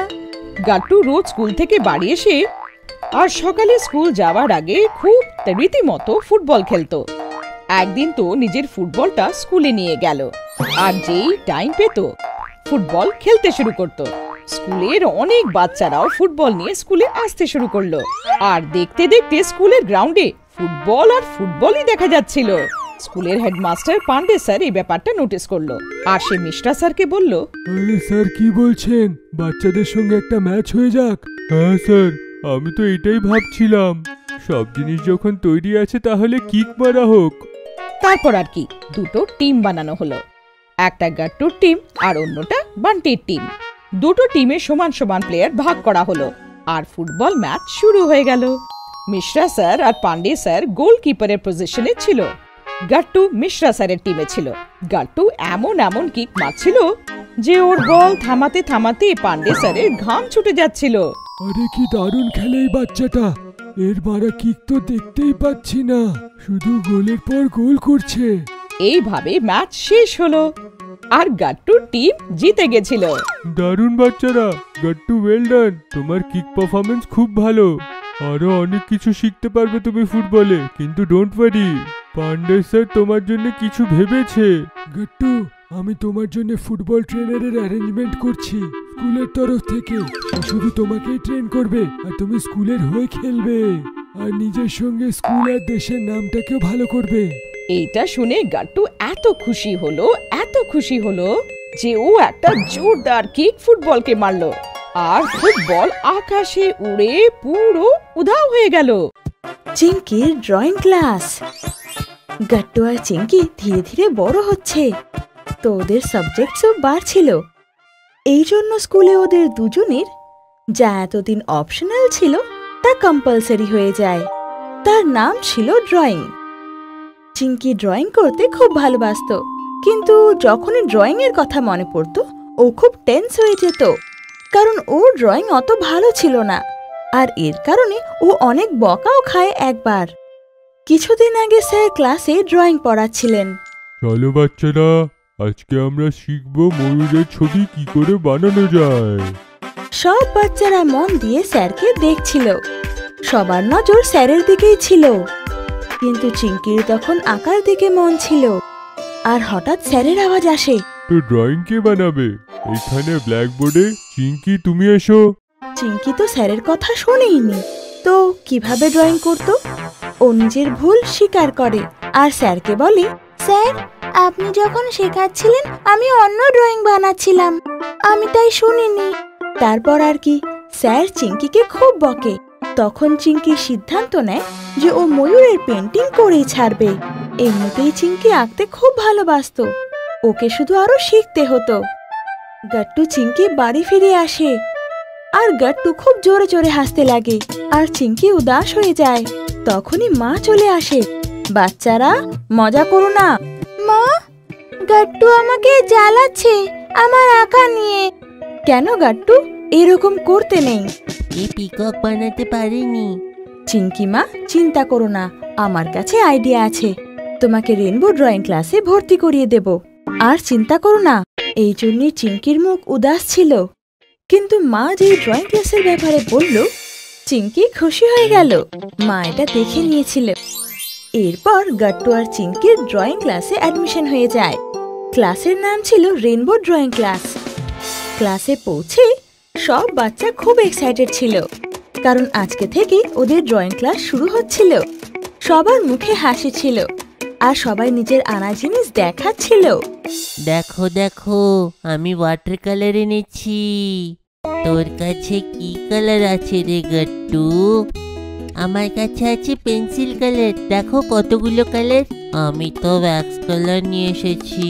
আমার তো পেন্টিং এ রং করতে খুব ভালো লাগে। সব বন্ধুরা একে অপরকে কালার দেখাচ্ছিল আর নিজেদের প্ল্যান বলছিল।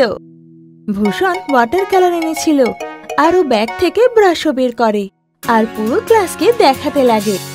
ঘন্টাড়া, এইটা হলো আমার অস্ত্র, যেটা দিয়ে আমি আলাদা আলাদা ধরনের ছবি বানাবো।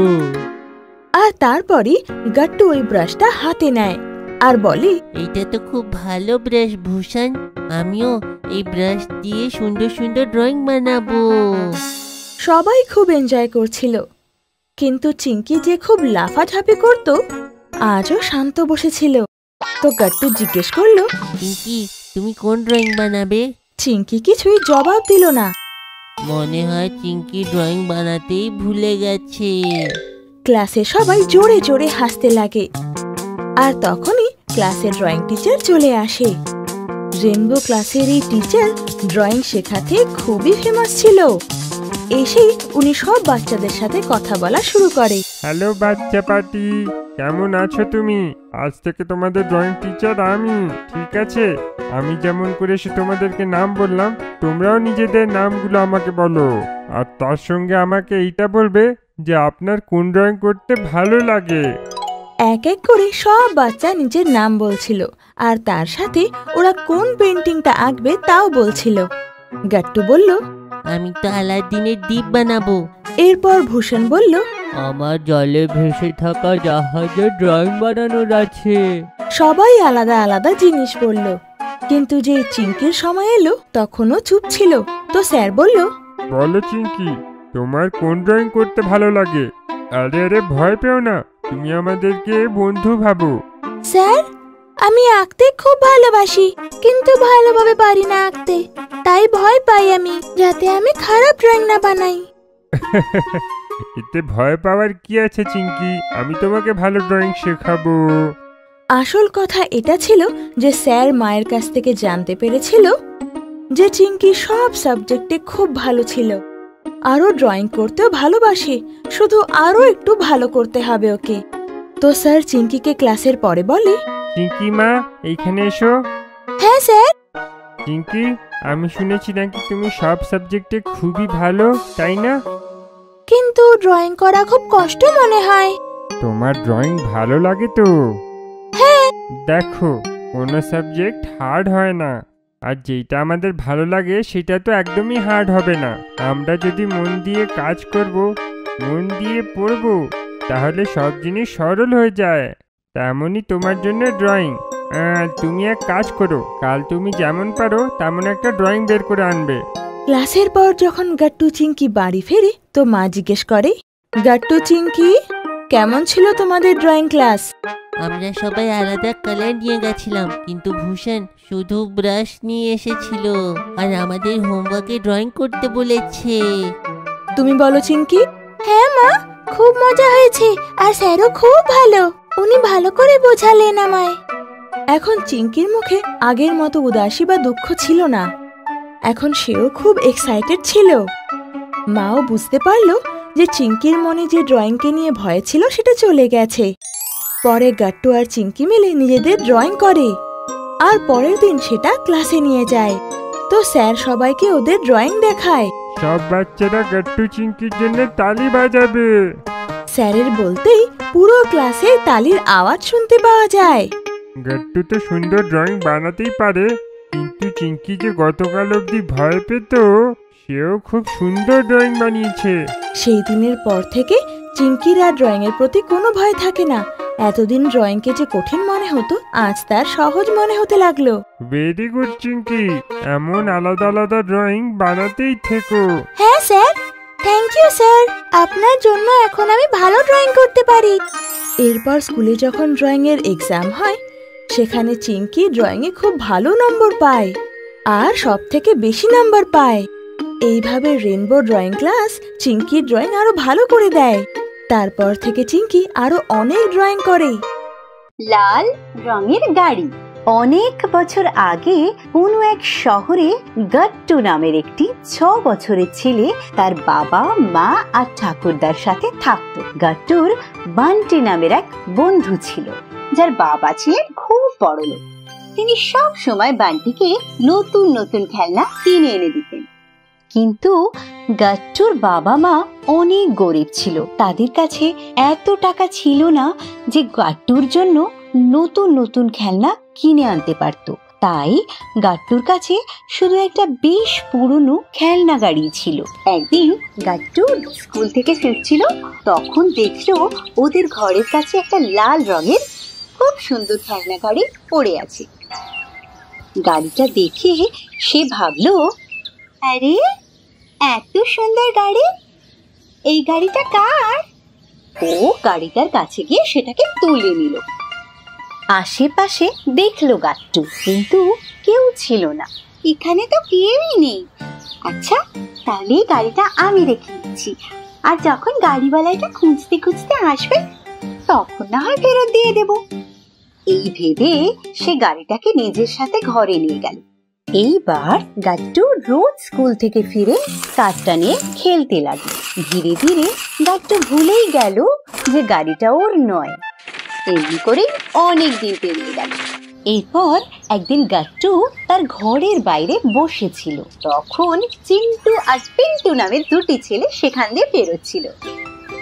পিন্টু, আমার বাবা আমার জন্য একটা খুব সুন্দর লাল গাড়ি নিয়ে এসেছিল, কিন্তু জানি না কোথায় সেটা হারিয়ে ফেললাম। হারিয়ে গেছে? কিন্তু কিভাবে? জানি না। আমি তো ওটা নিয়ে এই গলি হয়েই আমার কাকার বাড়ি যাচ্ছিলাম। সেখানে পৌঁছে আমি ব্যাগ চেক করলাম, তো আমার ব্যাগ খোলা ছিল। তাহলে নিশ্চয়ই তোমার গাড়িটা পড়ে গিয়েছে। সেই দিনের কথাগুলো শুনবার পর গাট্টু বুঝে গেল ওই দিন ঘরের বাইরে যে লাল রঙের গাড়িটা পেয়েছিল সেটা আসলে চিন্টুর ছিল। আমি তো ভুলেও গিয়েছিলাম যে গাড়িটা একদিন আমাকে ফেরত দিতে হবে। তারপর মনে দুঃখ নিয়ে ওই গাড়িটা উঠালো আর চিন্টুর ঘরের উদ্দেশ্যে বেরিয়ে পড়লো। চিন্টুর ঘরের কাছে পৌঁছে সে দেখলো যে চিন্টু ওর ঘরের বাইরে বসে অনেকগুলো গাড়ির সাথে খেলছে। এই দেখে সে বলল, আরে এই চিন্টুর কাছে তো এত সুন্দর সুন্দর কার আছে, আর আমার কাছে শুধু একটাই আছে, যা আবার এত পুরনো। যদি আমি ওকে লাল গাড়িটা নাও দিই তাহলে ওর ওপর কোনো প্রভাবই পড়বে না, তাই এই লাল গাড়িটা আমি রেখে নিচ্ছি। এই ভেবে সে ওই গাড়িটা নিজের ঘরে ফেরত নিয়ে এলো। সেই দিনই সন্ধেবেলা ও ঠাকুরদা ওকে রোজকার মতো হোমওয়ার্ক করাচ্ছিলেন। লোভ করা খুব খারাপ জিনিস। গাট্টু, তুমি কি জানো লোভ কি জিনিস? না ঠাকুরদা। লোভের মানে হলো অন্য কারোর জিনিস নিজের ভেবে নেওয়া। কিন্তু ঠাকুরদা, যদি আমার কোনো জিনিস ভালো লাগছে আর আমি চাইছি সেটা আমার হয়ে যাক, তবে তাতে খারাপ কি আছে? খারাপটা হলো তুমি কিভাবে ওই জিনিসটি পাওয়ার কথা ভাবছো। সেটা কিভাবে? সেটা এভাবে হয় যে সবার আগে আমাদের মনে লোভ আসে, তারপর সেই লোভকে পূর্ণ করতে আমরা ভুল রাস্তা বেছে নিই, যেমন হলো চুরি। আর তারপর শুধু ওই ছোট লোভের কারণে আমরা চোর হয়ে যাই। আর যেহেতু সমস্ত খারাপের সূত্রপাতই কোনো না কোনো ভাবে লোভ থেকে হয়, তাই জন্যে সব খারাপের মধ্যে লোভ হলো সবচেয়ে বেশি খারাপ। ঠাকুরদা ঠিকই বলেছেন। লোভের কারণেই আমি চিন্টুর গাড়ি নিজের কাছে রেখে দিয়েছি, আর আমি চোর হয়ে গিয়েছি। এই ভেবে সে তক্ষুনি গাড়িটা নিয়ে চিন্টুর ঘরে গেল আর তাকে তার গাড়ি ফেরত দিয়ে দিল। এইভাবে ঠাকুরদার কথা শুনে গাট্টু লোভের মানে বুঝতে পেরে গেছিল, আর এরপর সে কখনো লোভের বশে কোনো ভুল কাজ করেনি। দ্বিগুণ খেলনা। কয়েক বছর আগে একটা শহরে 6 বছরের মিষ্টি আর 7 বছরের ময়ঙ্ক তাদের মা বাবার সাথে থাকতো। মিষ্টি আর ময়ঙ্কের কাছে অনেক ধরনের খেলনা ছিল, কিন্তু ওরা একে অপরের খেলনা কখনোই ভাগ করে খেলতো না। আর সব সময় এই কথা নিয়ে ঝগড়া করত যে কার কাছে বেশি খেলনা আছে।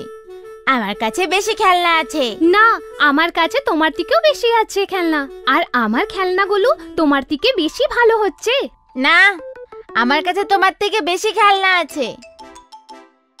একদিন ওদের দাদু ওদের সাথে থাকতে এলেন। উনি নিজের সাথে অনেক ভালো ভালো খেলনা নিয়ে এসেছিলেন। বাচ্চারা, আমি তোমাদের জন্য অনেকগুলো খেলনা নিয়ে এসেছি। বাহ, এতগুলো খেলনা! ওরা দুজনেই দাদুর কাছে গেল আর ওনার হাত থেকে একটা একটা করে ব্যাগ নিয়ে নিল। এই খেলনাগুলো আমার, আর এই খেলনাগুলো আমার। আমি এই সমস্ত খেলনা শুধু তোমাদের জন্যই এনেছি, তাহলে এগুলো ভাগ করার কি দরকার? না দাদু, আমরা আমাদের কখনো খেলনা ভাগ করি না। কোনোদিন না। এই কথা শুনে দাদু খুব অবাক হয়ে গেলেন, কিন্তু উনি বাচ্চাদেরকে কিছুই বললেন না। পরের দিন সব দিনের মতোই দুজনে ঝগড়া শুরু করলো। আমার কাছে বেশি খেলনা আছে। না, আমার কাছে তোমার থেকেও বেশি খেলনা আছে। এইবারেও দাদু ভেবেছিলেন যে বাচ্চারা নিজেরা বুঝে যাবে। এমনটাই কয়েকদিন ধরে চলতে থাকলো। তারপর একদিন দাদু কিছু ভাবলেন। এই বাচ্চারা এইভাবে বুঝবে না, আমাকেই এদের দুজনকে একতার মানে বোঝাতে হবে। এই ভেবে উনি বাচ্চাদের ঘরে গেলেন। ঘরে গিয়ে দেখলেন বাচ্চারা ঝগড়াই করছিল। দাদুকে দেখে ওরা দাদুকে জিজ্ঞাসা করলো, দাদু, এবার তুমি বলো কার কাছে বেশি খেলনা আছে? হ্যাঁ দাদু, তুমিই বলো যে কার কাছে বেশি খেলনা আছে। আমার হিসেবে তো তোমাদের দুজনের কাছেই অনেক কম খেলনা আছে। কিন্তু তোমরা দুজনে একদম চিন্তা করো না, আমি তোমাদের দুজনের খেলনা দ্বিগুণ করে দিতে পারি। ওটা কেমন করে? জাদু করে। জাদু করে? হ্যাঁ, জাদু করে। এবার তাড়াতাড়ি নিজের চোখ বন্ধ করো, এক্ষুনি তোমাদের দুজনের খেলনা দ্বিগুণ করে দিচ্ছি। দাদুর এই কথা শুনে দুইজনে নিজেদের চোখ বন্ধ করে নিল। দাদু এগিয়ে গেলেন আর দুইজনের খেলনাগুলোকে একসাথে রেখে দিলেন। তারপর আবার উনি বাচ্চাদের কাছে গিয়ে দাঁড়ালেন। এবার তোমরা চোখ খুলতে পারো। বাচ্চারা নিজেদের চোখ খুলতে দেখলো যে সব খেলনাগুলো একসাথে ছিল। এই দেখে দুজনে খুব রেগে গেল। দাদু, এ তুমি কি করলে? তুমি আমাদের খেলনাটাকে মিলিয়ে কেন দিলে? এর উত্তরে দাদু ওদের বুঝিয়ে বললেন, মিলিয়ে দেইনি, আমি তোমাদের খেলনাগুলো দ্বিগুণ করে দিয়েছি। বাচ্চারা, একতায় অনেক শক্তি হয়। যদি আমরা মিলেমিশে থাকি তাহলে এই খেলনাগুলোর মতো আমাদের শক্তিও দ্বিগুণ হয়ে যায়। সেই জন্য আমাদের ঝগড়া করা উচিত নয়, সব সময় মিলেমিশে থাকতে হয়। শেষ পর্যন্ত দাদুর বোঝানোর পরে বাচ্চারা একসাথে থাকার মর্ম বুঝতে পারল, আর তারপর থেকে ওরা আর কোনোদিন খেলনা নিয়ে ঝগড়া করত না। গাট্টুর নতুন চুলের কাট। সবার মাথায় কিছু না কিছু কখনো না কখনো ভূত চাপে। গাট্টুর মাথায়ও চুল লম্বা করা ভূত চেপেছিল। গাট্টু, চুল অনেক বড় হয়ে গেছে, হেয়ার কাট করে নাও। তোমার লম্বা চুল স্যুট করে না বাবা। আমাদের সেই হেয়ার স্টাইল করা উচিত যেটা আমাদের স্যুট করে। গাট্টু বেচারা রেগে গেল। ও নিজের চুল কাটতে চাইছিল না। গাট্টু বাড়ি ফিরল, কিন্তু মা বাবাকে কিছু জানালো না। কিন্তু চিঙ্কি, ও আর কোথায় চুপ থাকতো। বাড়ি ফিরতেই গাট্টুর ব্যাপারে বলে ফেলল। বাবা, মিশ্রা স্যার না গাট্টুকে কালকে চুল কেটে আসতে বলেছে। আরে, একে তো আমি কখন থেকে বোঝাচ্ছি, শুনলে তবে না। আর এর মাও তো সবসময় সাইড নেয়। না, মিশ্রা স্যার যখন বলেছে, আমি আর গাট্টুর সমর্থন করব না। গাট্টু, এবার তোমার চুল কেটেই নেওয়া উচিত। এইটা শুনে গাট্টুর কান্না এসে গেল। না মা, তুমি তো দেখছো আমি কতদিন ধরে চুল বড় করছি, তাহলে কি করে হঠাৎ করে আমি কেটে দিই? আমার সেই সিনেমার হিরোর মতন চুল রাখার আছে। তুমি দেখেছিলে না, যখন সে ঘোড়ার উপরে বসে ভিলেনের পেছনে তাড়া করেছিল, তার চুল কেমন করে হাওয়াতে উড়ছিল। বাবা, সেটা সিনেমা। রিল আর রিয়েলের মধ্যে পার্থক্য থাকে। লম্বা চুল স্কুল আর সোসাইটিতে ভালো দেখায় না। আমাদের ডিসেন্ট হেয়ার স্টাইল রাখা উচিত, যেটা আমাদের পার্সোনালিটিকে স্যুট করবে। মিশ্রা স্যারও এটাই বলছিল। গাট্টু মন খারাপ করে নিজের রুমে বসেছিল, কেননা বাবা ওকে হেয়ার কাট করতে নিয়ে যাচ্ছিল। গাট্টু, মন খারাপ কেন করছো? আর তারপরে বাবা সন্ধেবেলায় গাট্টুকে নিয়ে একটা সেলুনে গেল। গাট্টুর ওখানে একদম মন লাগছিল না।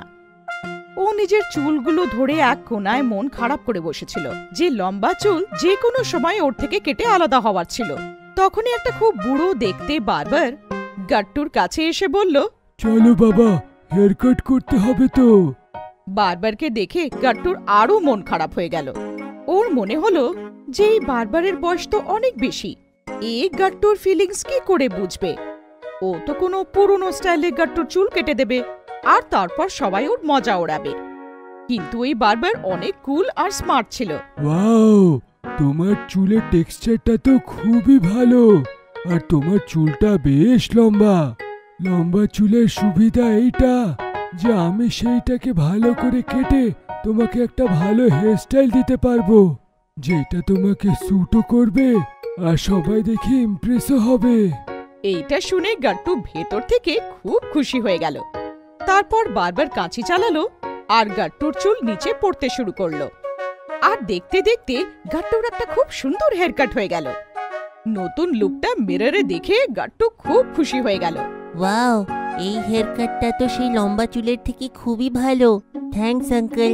আমি ভেবেছিলাম আপনি পুরনো হেয়ার কাট আমাকে দিয়ে দেবেন, কিন্তু আপনি তো বেশ একটা ইউনিক হেয়ার স্টাইল দিয়েছেন। এই হেয়ার কাটের নামটা কি? এর কোনো নাম নেই বাবা, আর না এই হেয়ার স্টাইলটা আমি কারোর উপরে আগে কখনো করেছি। তুমি প্রথম, তোমাকে এই হেয়ার স্টাইল দেওয়া হয়েছে। তুমি এর নাম বলো, কি রাখা যেতে পারে? এই হেয়ার কাটটা দেখে আমার তো পুরো ক্রেজি ফিলিং আসছে। আমরা কি এর নাম ক্রেজি হেয়ার কাট রাখতে পারবো? ওয়াও, ক্রেজি কাট! আমি আজকেই একে নিজের লিস্টে লিখে নিচ্ছি। গাট্টুর হেয়ার কাট বাবারও খুব পছন্দ হলো। বাবা বারবারকে বলল, বাহ, আপনি তো দারুণ কাজ করে দিয়েছেন। গাট্টু তো চুল কাটতেই চাইছিল না, এখন তো কেটে খুশিও আছে। গাট্টু, প্রত্যেকের এমন একটা হেয়ার স্টাইল থাকে যেটা শুধু তার উপরেই ভালো লাগে। সব মানুষই ইউনিক হয়, তাই কারোর কপি না করে এটা যদি আমরা করি যে নিজেদের একটা ইউনিক স্টাইল বানাই। মাম্মি গাট্টুর হেয়ার কাট দেখলো আর ও খুশি হয়ে গেল। ওয়াও, তুমি অনেক কনফিডেন্ট, স্মার্ট আর চার্মিং লাগছো।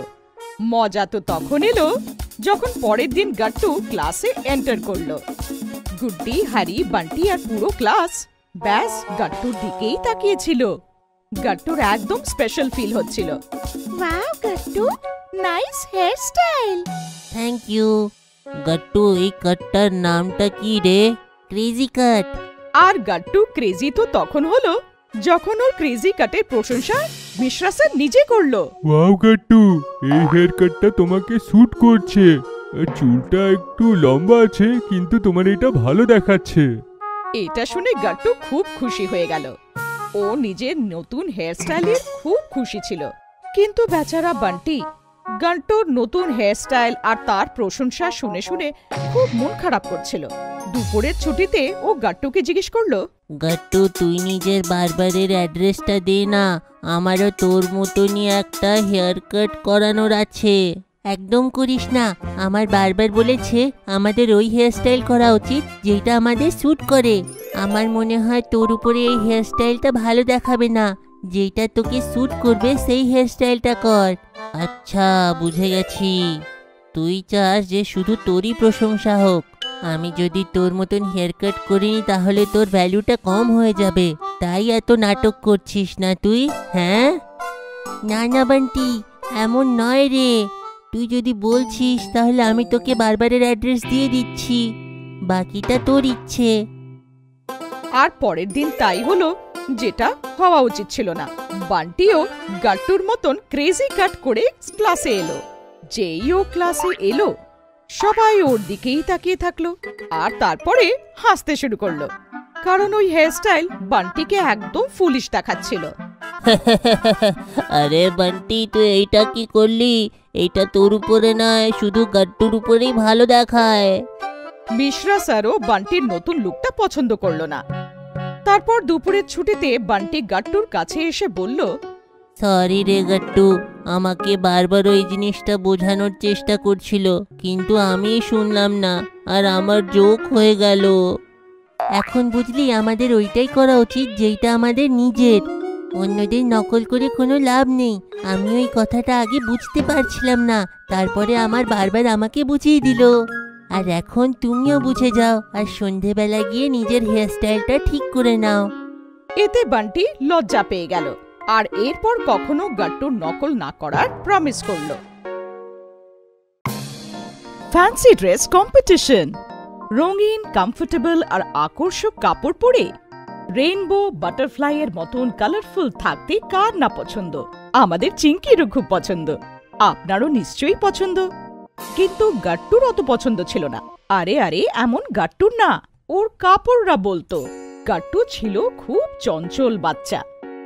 সারাদিন এদিক সেদিক ঘুরতে থাকতো, যে কোনো জায়গায় বসে পড়তো, দাঁড়াতো, পড়ে যেত, কখনো কখনো তো কলার পর্যন্ত ময়লা পৌঁছে যেত, বুঝলে না? আরে বাবা, ছোট মোটো ঝগড়া তো হতেই থাকে, কিন্তু তাতে কাপড়ের কি দোষ? মাও শুধু একটাই প্রশ্ন করতো গাট্টুকে, গাট্টু, আজ তুই আবার শার্ট খারাপ করে এসেছিস? বাবা কাপড় জামার সাথে বদমাশি করে না। আর এইভাবে শুধু গাট্টুর একটাই জবাব হতো, সরি মা, আর কখনো এমন হবে না। আর পরের দিন বিকেলে আবার স্কুল ইউনিফর্ম খারাপ। কিন্তু চিঙ্কির ব্যাপার আলাদা ছিল। চিঙ্কির শুধু ভালো ভালো কাপড় পরার শখই ছিল না, চিঙ্কি কাপড়ের ভালো যত্নও নিত। নিজের জামা কাপড়কে ভালোবাসত। দাগ তো দূরের কথা, চিঙ্কি কাপড়ে একটা মাছিও বসতে দেখেনি কেউ কোনোদিন। কাপড় চোপড়ের ব্যাপারে এরম ছিল চিঙ্কি, আর এমনই চলতে থাকলো। আস্তে আস্তে গাট্টু চিঙ্কি বড় হতে থাকলো, স্কুলের টাইমও বাড়তে থাকলো। তারপর স্কুলের পর টিউশন। গাট্টু আর চিঙ্কি সকাল থেকে বিকেল পর্যন্ত স্কুল ইউনিফর্মেই থাকলো, আর রং বেরঙে কাপড় কাবার্ডেই পরে থাকলো। ই ভাই গাট্টু, সকাল হইয়া বিকাল, ব্যাস এই একটাই সাদা ইউনিফর্ম। বোর হয়ে গেছি আমি, কিন্তু করতেও কি পারি? স্কুলে কালারফুল কাপড় চোপড় পরে আসা তো বারণ। আমি একদম বোঝ হইনি, আর আমার এই ইউনিফর্মটাও খুব পছন্দ। এইটা শুনে চিঙ্কি গাট্টুর মজা উড়িয়ে বলল, হ্যাঁ হ্যাঁ, তোর তো ইউনিফর্ম খুবই পছন্দ হবে, কারণ সেটা সাদা, আর সাদা রং নষ্ট করার তো তোমার হবি আছে। আরে চিঙ্কি, এমন কেন বলছো? দেখো তো নিজের ইউনিফর্মকে কি অবস্থা করেছো। সরি, আর কখনো হবে না। কথা শুধু চিঙ্কি পর্যন্ত ছিল না, স্কুলের বাকি বাচ্চারাও ইউনিফর্ম পরে সারা দিন বোর হয়ে গেছিল। আর এইটুকুই নয়, মিশ্রা স্যারও বাচ্চাদেরকে রোজ স্কুল ইউনিফর্মে দেখে দেখে বোর হয়ে গেছিলেন। আর হঠাৎ একদিন মিশ্রা স্যার ক্লাসে এসে এমন একটা অ্যানাউন্সমেন্ট করলো, যেটা শুনে বাচ্চাদের মুখ একেবারে কালারফুল হয়ে গেল। বাচ্চারা, মানডেতে স্কুলে ফ্যান্সি ড্রেস কম্পিটিশন হবে। তোমাদের যেইটা ইচ্ছা সেইটা পড়ো, কি কি ক্রিয়েটিভিটি দেখাতে পারবে দেখাও। কালকে সানডের ছুটি আছে তোমাদের কাছে, তৈরি হয়ে যাও, আর মানডেতে স্কুল ইউনিফর্মকে ছুটি দাও। ক্লাসের বাচ্চারা সত্যি খুব খুশি ছিল। দুপুরে ছুটির পর শুধু কথা আর কথা। আমি পরি সেজে আসবো, আমি সোলজার হয়ে আসবো, আর আমি পাইলট হয়ে আসবো। আরে এটা তো কম্পিটিশন, কিছু তো সিক্রেট রাখো, আজকেই সব বলে দেবে। তাহলে মানডের জন্য কি বিশেষ থাকবে? ও, ভেরি স্মার্ট। এখন আমরাও দেখবো যে মানডে তুমি কি ফ্যান্সি ড্রেস পরে আসো। আমাকে চ্যালেঞ্জ? ঠিক আছে, চ্যালেঞ্জ অ্যাকসেপ্টেড। গাট্টু চিঙ্কি যেই সন্ধেবেলায় বাড়ি ফিরল, গাট্টু চেঁচিয়ে চেঁচিয়ে বাবার কান ফাটিয়ে দিল। বাবা, পাইলটের ড্রেস আমাকে এক্ষুনি এনে দাও, দাও না। আরে হ্যাঁ বাবা, কালকে পুরো সানডে আছে, দুজনেরই কম্পিটিশন আছে না? চিঙ্কিকেও সঙ্গে নিয়ে যাব। চিঙ্কি বলো মা, তোমাকে কি পড়ার আছে? এইটা শুনে গাট্টু হাসতে হাসতে বলল, সে তো এখনো হয়তো ডিসাইডই করেনি যে সে কি পরবে। চিঙ্কি বেচারে ভাবতে থাকলো যে সে কি এমন কাপড় পরে যাবে যেটাতে ফ্যান্সি টাচ পাওয়া যাবে, আরো কম্পিটিশন জিতে যাবে। কিন্তু কিছুই ভাবতে পারছিল না। গাট্টু চিঙ্কির সামনে ওকে খ্যাপানোর জন্য নাচছিল। আমার তো পাইলটের ড্রেস আসছে, তোমার কি? বলো বলো বলো। বেচারি চিঙ্কির মন খারাপ হয়ে গেল আর মার কাছে গিয়ে কাঁদতে শুরু করলো। মা ওকে বোঝালো আর আলমারি খুলে ওকে পুরনো কাপড় দেখালো। ওই কাপড়ের মধ্যে চিঙ্কি হারিয়ে গেল। বাহ মা, তোমার তো ছোটবেলার কাপড়ও আছে এর মধ্যে। হ্যাঁ, খুব সামলে রেখেছি আমি। হঠাৎ করে চিঙ্কির মাথায় একটা আইডিয়া আসে আর ও এক্সাইটেড হয়ে মাকে জড়িয়ে ধরে। থ্যাংক ইউ মা, আমাকে আইডিয়া দেওয়ার জন্যে। আর শেষমেশ ওই দিনটা এসে গেল, যার জন্য সবাই অপেক্ষা করছিল।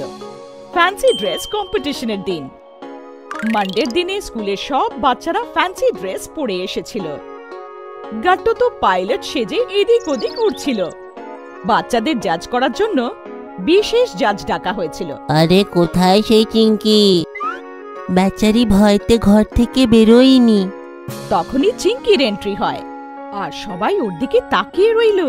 তারপরে একেবারে হেসে দিল, কারণ চিঙ্কি অনেকগুলো কাপড়ের ছোট ছোট টুকরো করে তা দিয়ে একটা ড্রেস বানিয়েছিল। আরে চিঙ্কি, আর কিছু পেলে না পরার জন্যে? এ কি, তুমি তো পুরনো ফাটা কাপড়ের দোকান মনে হচ্ছ। জাজেসরা চিঙ্কিকে জাজ করলো আর তারপর রেজাল্ট শোনালো। তো বাচ্চারা, এই ফ্যান্সি ড্রেস কম্পিটিশনের উইনার হলো চিঙ্কি। এইটা শুনে গাট্টু আর বান্টি একদম শকড হয়ে গেল। আমি জানি আপনারা সবাই অবাক, আর আমিও অবাক ছিলাম চিঙ্কির ক্রিয়েটিভিটি দেখে। আপনারা সবাই তো রেডিমেড ড্রেস এনে পরে নিয়েছেন, কিন্তু আমি দেখতে পাচ্ছি যে চিঙ্কি কিছু একটা ক্রিয়েটিভ করেছে। সে নিজের বাবা মার ছোটবেলার কাপড়ের থেকে নিয়ে এখনকার পোশাকের মধ্যে একটু একটু টুকরো নিয়েছে আর একটা সুন্দর ডিজাইন বানিয়েছে। এই ড্রেসটাকে দেখে পুরনো দিনের কাপড়ের প্যাটার্ন মনে হয়, আর বোঝা যায় সেই সময় কি পরা হতো, সেই সময়ের ফ্যাশন। এবং এই জমানার ফ্যাশনটা অনেক রেফারেন্সেস আছে। ওর এই ড্রেসটাকে আমি আগে স্টাডির জন্য পাঠাবো, কিন্তু আগে আমি ওকে ডাকবো ট্রফি নেওয়ার জন্যে। চিঙ্কি স্টেজে গেল, আরও নিজের ট্রফি নিয়ে নিল। সবাই হাততালি দিয়ে চিঙ্কির অভিনন্দন করলো। আর এইভাবে নিজের ক্রিয়েটিভিটি দেখিয়ে চিঙ্কি ফ্যান্সি ড্রেস কম্পিটিশনের চ্যালেঞ্জ পুরো করলো। গাট্টু, চিঙ্কি আর জু। গাট্টু আর চিঙ্কি সব পোষা জানোয়ারদের দেখেছিল, যেমন কি কুকুর, বেড়াল আর মামার গ্রামের গরু, বলদ আর ছাগলও। কিন্তু জঙ্গলি জানোয়ার শুধু টিভি আর বইতেই দেখেছিল। ওদের বন্য পশু দেখার খুবই ইচ্ছে ছিল, কিন্তু বেচারা গাট্টু আর চিঙ্কি জঙ্গলে গিয়ে জানোয়ার তো দেখতে পারছিল না। আর বাবার কাছে দুজনকে জুতে নিয়ে যাওয়ার সময়ও ছিল না। তার অফিসের কাছ থেকে সময়ই বেরোচ্ছিল না। বেচারা গাট্টু আর চিঙ্কি বাবার কাছে জু নিয়ে যাওয়ার জন্য জেদ করে বোর হয়ে গেছিল। একদিন আজব হয়ে গেল, জু দেখার সুযোগ ওদের কাছে নিজের থেকে এসে গেল। ক্লাসে একদিন মিশ্রা স্যার হঠাৎ পড়াতে পড়াতে থেমে গেলেন আর বলতে লাগলো, আরে আমি তোমাদের বলতে ভুলে গেছি, কালকে আমরা ছোট্ট একটা স্কুল ট্রিপে যেতে চলেছি। আমি সেইখানে জন্তু জানোয়ারদের আর পাখিদের ব্যাপারে তোমাদের বলবো, আর অনেক ইনফরমেশনও দেব, তাই তোমরা সবাই তৈরি হয়ে এসো। এইটা শুনে সব বাচ্চারা খুশি হয়ে গেল। কিন্তু আপনারা কি জানেন সব থেকে বেশি খুশি কে ছিল? আগে হ্যাঁ, আমাদের গাট্টু আর চিঙ্কি। গাট্টু আর চিঙ্কি যেই সন্ধ্যেবেলা স্কুল থেকে বাড়ি ফিরলো, নাচতে নাচতে বাবার সাথে দেখা করলো। বাবা সব সময়ের মতন ল্যাপটপ নিয়ে বিজি ছিল। বাবা, তোমার একটা টেনশন কমে গেল। আরে বাবা, কোন টেনশন? আমাদের জু নিয়ে যাওয়ার। তারপর আর কি, পরের দিন গাট্টু আর চিঙ্কি জু যাওয়ার জন্য খুব ভালো করে তৈরি হয়ে স্কুলে পৌঁছালো। নাচতে নাচতে বাসে উঠে পড়লো আর বাস জু এর দিকে এগিয়ে গেল। আধ ঘন্টা পরে বাস শহরের বাইরে থাকা একটা বড় চিড়িয়াখানার সামনে এসে থেমে গেল।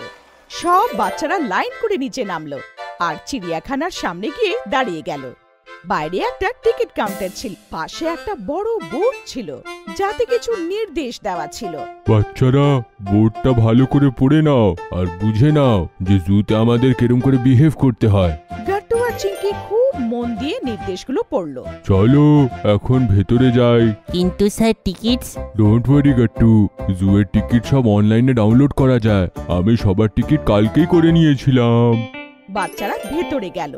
ওদের যেন এমন মনে হচ্ছিল যেন ওরা একটা নতুন জগতে এসে গেছে। জু শহরের ভেতরে থেকেও না তো ওখানে ভেতরে হর্নের আওয়াজ ছিল, আর না লোকের কোনো চেঁচামেচির আওয়াজ, শুধু পাখিদের ডাক আর জানোয়ারদের আওয়াজ শুনতে পারছিল।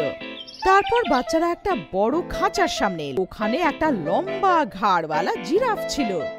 জিরাফটা ঘাড় উঁচু করে গাছ থেকে পাতা খাচ্ছিল। এর গলাটা তো দেখো।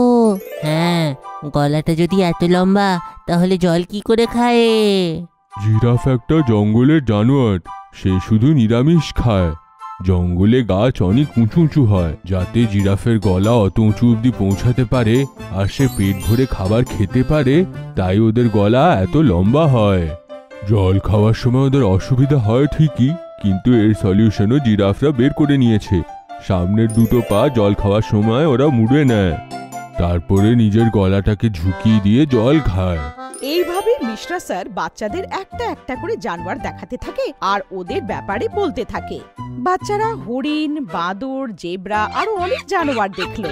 তারপরে ওরা অনেক রকমের পাখিও দেখলো, যার মধ্যে টিয়া, হাঁস আর অনেক রকমের আলাদা আলাদা রকমের সুন্দর পাখি দেখলো।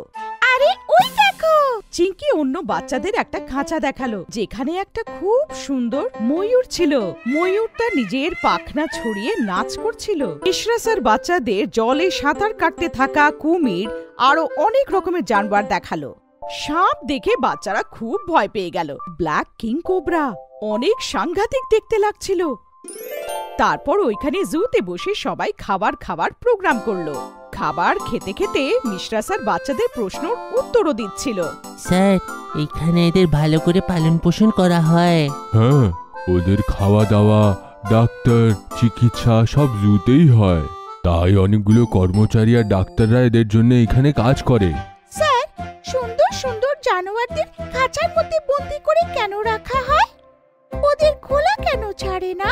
গুড কোশ্চেন চিঙ্কি, কিন্তু এমন নয় যে সব জীবজন্তু এখানে বন্দি আছে। এইটাই যে প্রত্যেকটা প্রজাতির এক একটা জীব এইখানে রাখা হয়েছে। এর অনেকগুলোই কারণ আছে, যেমন লোকেরা এদেরকে দেখতে পাবে। ভাবো, যদি জু থাকতো না তাহলে কি লোকেরা সাহস করে জঙ্গলে দেখতে যেত নাকি এদের? দ্বিতীয় কারণ হলো জানোয়ারদের উপরে অধ্যয়ন করার জন্য এখানে পুরো স্টাডি করা হয়। এই স্টাডিটা জানোয়ারদের জন্য খুবই ভালো আর আমাদের মানুষের জন্য, কারণ আমাদের একসঙ্গেই পৃথিবীতে বসবাস করতে হবে, তাই একে অপরকে বোঝাটা তো খুবই দরকার। এইভাবে মিশ্রা স্যার বাচ্চাদের আরো অনেক জিনিস শেখালো। তারপর খাবার পরে মিশ্রা স্যার বললেন, বাচ্চারা এখন কিন্তু ভয় পাবে না, কারণ এখন আমরা বাঘ দেখতে চলেছি। এইটা শুনে অনেক বাচ্চারা ভয় পেয়ে গেল, কিন্তু সব থেকে বেশি ভয় পেল চিঙ্কি। চিঙ্কি তো টাইগার দেখতেই যেতে চাইছিল না, কিন্তু তারপর গাট্টু আর মিশ্রা স্যার ওকে বোঝাতে থাকলো। বাবা, টাইগার খাঁচাতে আছে, সে আমাদের কিছু করবে না। আর যদি এখানে এসে টাইগার না দেখো তাহলে জুতে এসে লাভ কি? চিঙ্কি, সে হলো যদি বাঘ, তুই হলি বাঘিনী। বাঘটাকে দেখিয়ে দে যে বাঘিনীও কোনো অংশে কম নয়। তারপর চিঙ্কি রাজি হলো আর সবাই টাইগারও দেখলো। টাইগার খুব শান্ত ছিল, কিন্তু খুব শক্তিশালী ছিল। ওকে দেখার এক্সপিরিয়েন্স খুবই আলাদা আর মজাদার ছিল। সবাই টাইগারের সাথে কিছু সময় কাটালো। তারপর সবাই হাতি আর উটের উপরে বসে পুরো চিড়িয়াখানা ঘুরলো। তারপর সন্ধে হতেই সবাই আবার বাসে চেপে চিড়িয়াখানাকে টাটা বাই বাই করে বাড়ির দিকে বেরিয়ে পড়ল। নিতু দিদি, বাড়িতে যদি অতিথি এসে যায় তাহলে বাচ্চারা সব থেকে বেশি খুশি হয়, তাড়াতাড়ি ওদের সাথে বন্ধুত্ব করে নেয়। গাট্টু আর চিঙ্কির বাড়িতেও একটা অতিথি আসতে চলেছিল। একদিন সন্ধ্যেবেলায় গাট্টু আর চিঙ্কি রিমোটের জন্য ঝগড়া করছিল। চিঙ্কি, রিমোট আমাকে দে, কার্টুন দেখার আছে। না, আমার ডিসকভারি দেখার আছে। রিমোট দিবি কি না? একদম না। আর তারপর রিমোট নিয়ে টানাটানি শুরু। গাট্টু আর চিঙ্কি ঝগড়া করছিল, তখনই বাড়ির থেকে বাবা এলো। বাবা, ও রিমোট টেনে নিচ্ছে। আরে আরে, ঝগড়া করো না, দেখো আমি কাকে নিয়ে এসেছি। নিতু, ভেতরে এসো মা। গাট্টু আর চিঙ্কি রিমোট ভুলে দরজার দিকে দেখতে থাকে। বাবার পেছনে একজন নতুন অতিথি ছিল। গাট্টু আর চিঙ্কি ওই নতুন অতিথিকে দেখতেই থাকলো। গাট্টু চিঙ্কি, চিনলে? Hi Gattu Chinki. Hi. Hello. আচ্ছা বলো তো কে? দুজনে খুব ভাবলো, কিন্তু তাও চিনতে পারলো না। বাবা বলতেই যাচ্ছিল যে তখনই মা বলল, নিতু চলো আমি তোমার ঘরটা দেখিয়ে দিয়ে আসি, ফ্রেশ হয়ে কিছু খেয়ে নাও চলো। মা নিতু দিদিকে ভেতরে নিয়ে গেল। বেচারা গাট্টু আর চিঙ্কি ভালো করে ভাবও করতে পারলো না। মা সব সময় এমনটাই করে, আমাদের ঠিক করে কথাই বলতে দেয় না। বাবা বলো না, কে সে? আরে তোমাদের মমতা পিসি না, ওনার ছোট মেয়ে, মানে তোমাদের কাজিন। ও ছোটবেলার থেকেই নিজের কাকুর ওইখানে থাকতো, তাই তোমরা ওকে দেখোনি। কাল ওর সিটি এক্সাম আছে, তাই এখানে এসেছে। এমন বলে বাবা চলে গেল, আর গাট্টু আর চিঙ্কি একে অপরকে দেখতেই থাকলো। চল নিতু দিদির সঙ্গে দেখা করে আসি। হ্যাঁ হ্যাঁ চলো। গাট্টু আর চিঙ্কি গেস্ট রুমের দিকে দৌড়তে থাকলো, কিন্তু তখনই ওদের সামনে মা এসে দাঁড়িয়ে পড়লো। কি? কিছু নয় তো। কোথায় দৌড়ে যাচ্ছ? গাট্টু আর চিঙ্কি মার ইশারা বুঝে গেল, আর ওরা কথাই ঘুরিয়ে নিল। আমরা তো জল খেতে যাচ্ছিলাম কিচেনে। আমি জানি তোমরা নিতুর ঘরে যাচ্ছ, কিন্তু খবরদার আজ যদি ওকে বিরক্ত করেছো, কাল ওর পরীক্ষা আছে, ওকে পড়তে দাও, চলো এখান থেকে। মা ওদের ওখান থেকে তাড়িয়ে দিল। এবার কি করি? ও তো পড়াশোনা করছে। আরে অসুবিধা ওইটা নয়, অসুবিধা হলো মা। আইডিয়া! আমরা আমাদের বই খাতা নিয়ে দিদির রুমে যাই। মা যদি আসে তাহলে ভাববে যে আমরাও পড়াশোনা করছি, তাহলে মা আমাদের কিচ্ছু বলতে পারবে না। চলো। দুজনে নিজের ঘরে গেল, আর যা বই পেল ওগুলো উঠিয়ে নিয়ে চুপচাপ নিতু দিদির ঘরে চলে গেল। নিতু দিদি চশমা পরে পরীক্ষার পড়াশোনা করছিল। ও গাট্টু আর চিঙ্কির দিকে তাকালোই না। বেচারা গাট্টু আর চিঙ্কি কি করতো, ওরা বুঝতেই পারছিল না যে দিদির সাথে কিভাবে কথা আরম্ভ করবে। এই দিদিটা তো অনেক পড়াশোনা করছে, এদিকে তাকাচ্ছেও না। আসতে বল, উনি শুনে নেবেন। তখনই মা এলো, আর গাট্টু আর চিঙ্কি ঝামেলায় পড়ে গেল। তোমরা দুজনে এখানে কি করছো? গাট্টু নিজের বই দেখালো। আমরা পড়ছি, এই দেখো বই। মা গাট্টুর বইটা দেখলো। বাবা, নাটকের ব্যাপার স্যাপার তো ভালো করে দেখো, এটা গত বছরের বই। এইটা শুনে নিতু দিদি জোরে জোরে হাসতে শুরু করলো। ওকে হাসতে দেখে বেচারা গাট্টু আর চিঙ্কি আরো লজ্জিত হয়ে গেল। সরি সরি, কিন্তু আমি আমার হাসি থামাতে পারছি না। আমি কখন থেকে নোটিস করছি বেচারা দুজন আমার সাথে কথা বলার জন্য কতক্ষণ থেকে চেষ্টা করছে, আমিও জেনে বুঝে ওদের দিকে দেখছিলামই না। এরম বলে নিতু দিদি আবার হাসতে শুরু করে। গাট্টু চিঙ্কি এসো, আমার কাছে এসো। গাট্টু আর চিঙ্কি ওর কাছে গেল। দিদি দুজনকে জড়িয়ে ধরলো আর চুমু খেলো। তোমরা দুজনে খুব সুইট। দিদি নিজের পার্স থেকে দুটো বড় বড় চকলেট বার করে গাট্টু চিঙ্কিকে দিল। চকলেট পেয়ে গাট্টু আর চিঙ্কির মুড হয়ে গেল। ফ্রেন্ডস? হ্যাঁ হ্যাঁ ফ্রেন্ডস। দিদি দুজনের সাথে হাত মেলালো, আর ওদের মধ্যে বন্ধুত্ব হয়ে গেল। ডিনার করতে করতে দিদি সবার সাথে ভালো করে কথা বলল। নাগপুর থেকে ও সবার জন্য কমলা লেবু এনেছিল, আর বরফিও এনেছিল। বাহ নিতু, খুব ভালো। চলো নিতু, এবার শিগগিরই ঘুমিয়ে পড়ো, সকালে তাড়াতাড়ি যেতে হবে তো। এইটা শুনে গাট্টু চিঙ্কির মন খারাপ হয়ে গেল। কি, কালকে তুমি চলে যাচ্ছ? মামা একটু দেখো তো, দুজনে কেমন মুখ শুকিয়ে নিয়েছে। আরে আমি তোমাদের বলেছিলাম তো, কাল ওর এক্সাম আছে, এক্সামের পরে ও আবার আসবে, তারপরে ওকে কোথাও যেতে দেব না, সে বললেও আর ছাড়বো না। ব্যাস ব্যাস, অনেক হয়েছে, এবার নিতুকে ঘুমোতে দাও। এই যাত্রা করে এসেছে, আর কাল ওর পরীক্ষা আছে। দিদি আমাদের ঘরে শোবে। তোমাদের ঘরে শুলে ও রাত ভোর ঘুমোতে পারবে না। নিতু, তুমি যাও নিজের ঘরে। নিতু দিদি উঠে চলে গেল, আর গাট্টু আর চিঙ্কি অনেক রাগ করে মার দিকে তাকালো। রাত্রির 9:30 বেজে গেছিল। ঘরে বসে গাট্টু আর চিঙ্কি নিতু দিদির কথাই বলে যাচ্ছিল। দিদি খিটখিটে নয়, খুব ভালো। কত ভালো হতো যদি উনি আমাদের ঘরে আমাদের সঙ্গে শুতেন। হ্যাঁ, কিন্তু এ মাও না। তখনই হঠাৎ গাট্টুর মনে পড়ল, আরে আমরা দিদিকে তো গুড নাইট বললাম না, চলো বলে আসি। গাট্টু আর চিঙ্কি বাইরে এলো, তো বাইরে দিদি ওদের ঘরের দিকেই যাচ্ছিল। কোথায় যাচ্ছ? তোমার কাছেই আসছিলাম, কিন্তু তুমি কোথায় যাচ্ছ? কাউকে বলবে না তো? একদম না। মামিমাকে? আরে বাবা, একদমও না। একদম ঠিক? একদম ঠিক। আসলে ব্যাপারটা হচ্ছে আমার তোমাদের সাথে তোমাদের ঘরে শোবার আছে। কিন্তু তোমার পড়াশুনো, তোমার এক্সাম? আরে ডোন্ট ওয়ারি, আমার পুরো পড়াশোনা শেষ হয়ে গেছে, রিভিশনও হয়ে গেছে। ব্যাস এবার শুধু তোমাদের সাথে কথা বলার আছে। চলো চলো। তারপর আর কি, গাট্টু চিঙ্কি দিদিকে নিয়ে ঘরের দিকে চলে গেল। সময়ের সদ্ব্যবহার। যারা সময়ের সদ্ব্যবহার করে সেই সব ব্যক্তিরাই সময়ের সাথে ভালো ফলও পায়।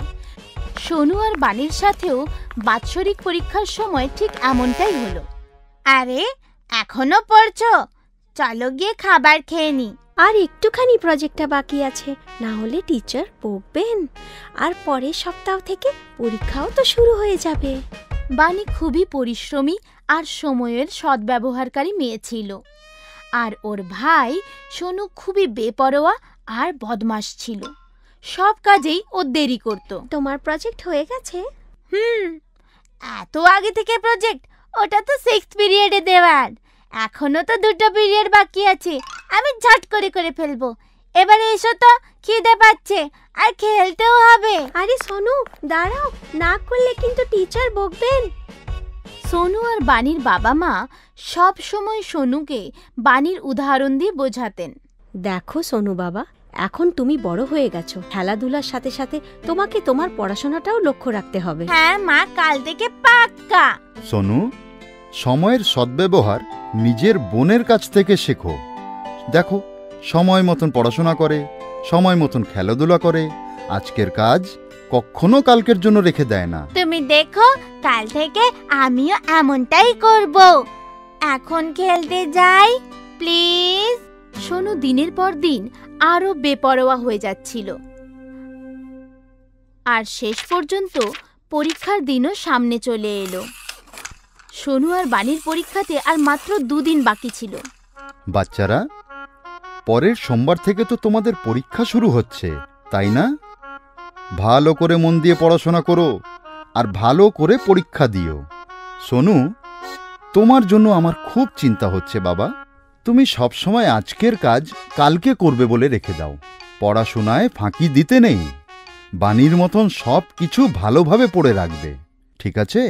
আরে বাবা, পরীক্ষা হতে এখনো 2 দিন বাকি আছে, আমি সব পড়ে ফেলবো, সব কিছু। এখন আমি খেলতে যাচ্ছি, না খেললে না আমি পড়াশোনা মন দিয়ে করতেই পারি না।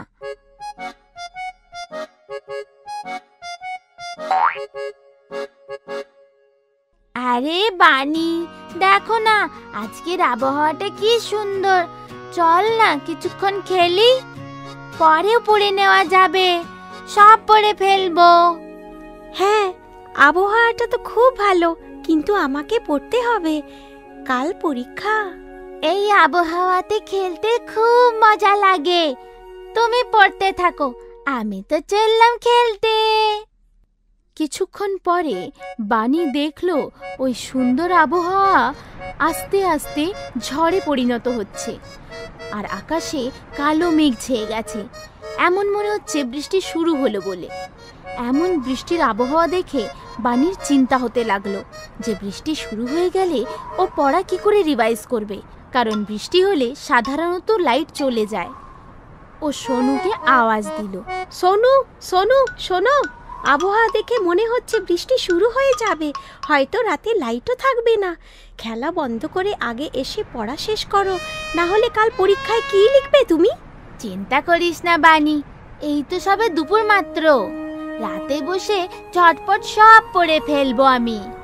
লাইট যাবে না, আর তাছাড়া বৃষ্টির পরে পড়তে বেশ ভালোই লাগে। আচ্ছা আমি যাচ্ছি, আমার এখন ব্যাটিং করার পালা।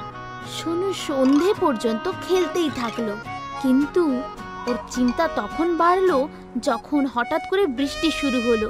সোনু খুব ভয় পেয়ে গিয়ে বাড়ি ফিরে এসে দেখলো যে শুধু ওদের বাড়িতেই নয়, পুরো গ্রামেরই লাইট চলে গেছে। এই দেখে সোনু জোরে জোরে কাঁদতে শুরু করলো। কালকে পরীক্ষা, আমার কি হবে? আমি তো এখনো একটুকুও কিছু পড়িনি, আর এখন তো লাইটও নেই, আমি তো ফেল হয়ে যাব। আমি আগেই বলেছিলাম না, যে পড়াশোনাটা আগে করে নে? আমি তোমাকে 1 সপ্তাহ আগেই বলেছিলাম যে সময় মতন পড়াশোনা করে নেবে, কিন্তু তুমি তো কোনো কথাই শোনো না। এখন ভোগো। সরি বাবা, এখন আমি কি করি? আমি কালকেই সব কিছু পড়ে রাখলে ভালো হতো। ও বুঝতে পেরে গেছিল যে ওর নিজের গাফিলতির কারণে ওর কাছে পড়ার সময়টুকু আর কেঁদে কোনো লাভ নেই। এখন বুঝতে পারলি কেন তোকে সকলে বোঝাচ্ছিল? এখন কান্না থামা, চল আমার সাথে। আমি সব কিছু ভালো করে পড়ে নিয়েছি। আমি তোকে সব কিছু ভালো করে বুঝিয়ে দেব আর মুখস্থও করিয়ে দেব। চলো। পরের দিন দুজনে মিলে খুশি মনে পরীক্ষা দিতে গেল। যারা করে সময়ের সম্মান তারাই পরবর্তীকালে হয় মহান। আসল পড়া। টিঙ্কু আর রিঙ্কি দুজনে যমজ ভাই বোন ছিল। একই স্কুলে একই ক্লাসে পড়তো। দুজনে পড়াশোনায় অনেক ভালো ছিল, কিন্তু প্রায় টিঙ্কু বেশি নম্বর আনতো।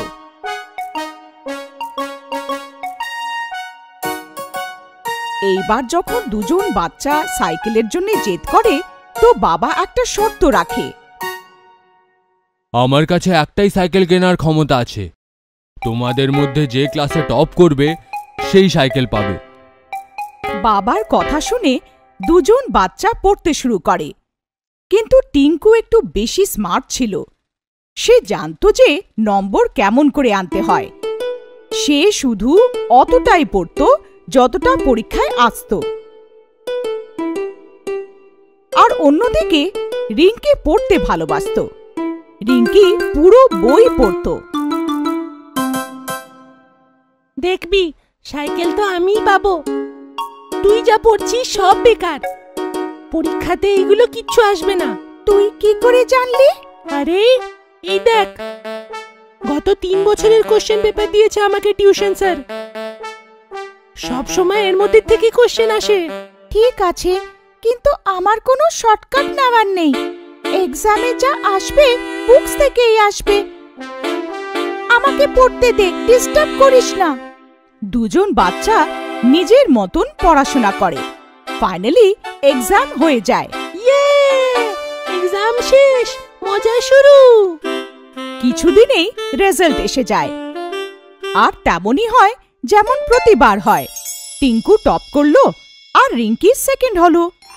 ইয়ে, এখন আমি সাইকেল পাবো। হুররে! টিঙ্কু সাইকেল পেয়ে যায়। সে অনেক খুশি ছিল। এই নাও, কিন্তু খেয়াল রেখো এটা তোমাদের দুজনেরই সাইকেল। রিঙ্কিকেও চালাতে দিও। কিন্তু টিঙ্কু কারোর কথা শুনতো না, আর সে সাইকেল নিয়ে বেরিয়ে পড়ে। সেদিন বিকেলে টিঙ্কু আর রিঙ্কির রেজাল্ট ভালো হওয়ার খুশিতে পুরো পরিবার বাইরে খেতে যায়।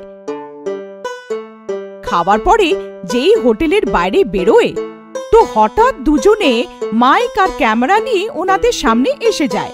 আমরা জীবন সাইকেলের প্রমোশন করছি। বাচ্চাদের জন্য একটা ছোট্ট কুইজ আছে। যদি সব উত্তর ঠিক হয় তো জীবনের টপ মডেলের সাইকেল প্রাইজে দেওয়া হবে, আর সঙ্গে এক নতুন ব্যাগ আর বটলও।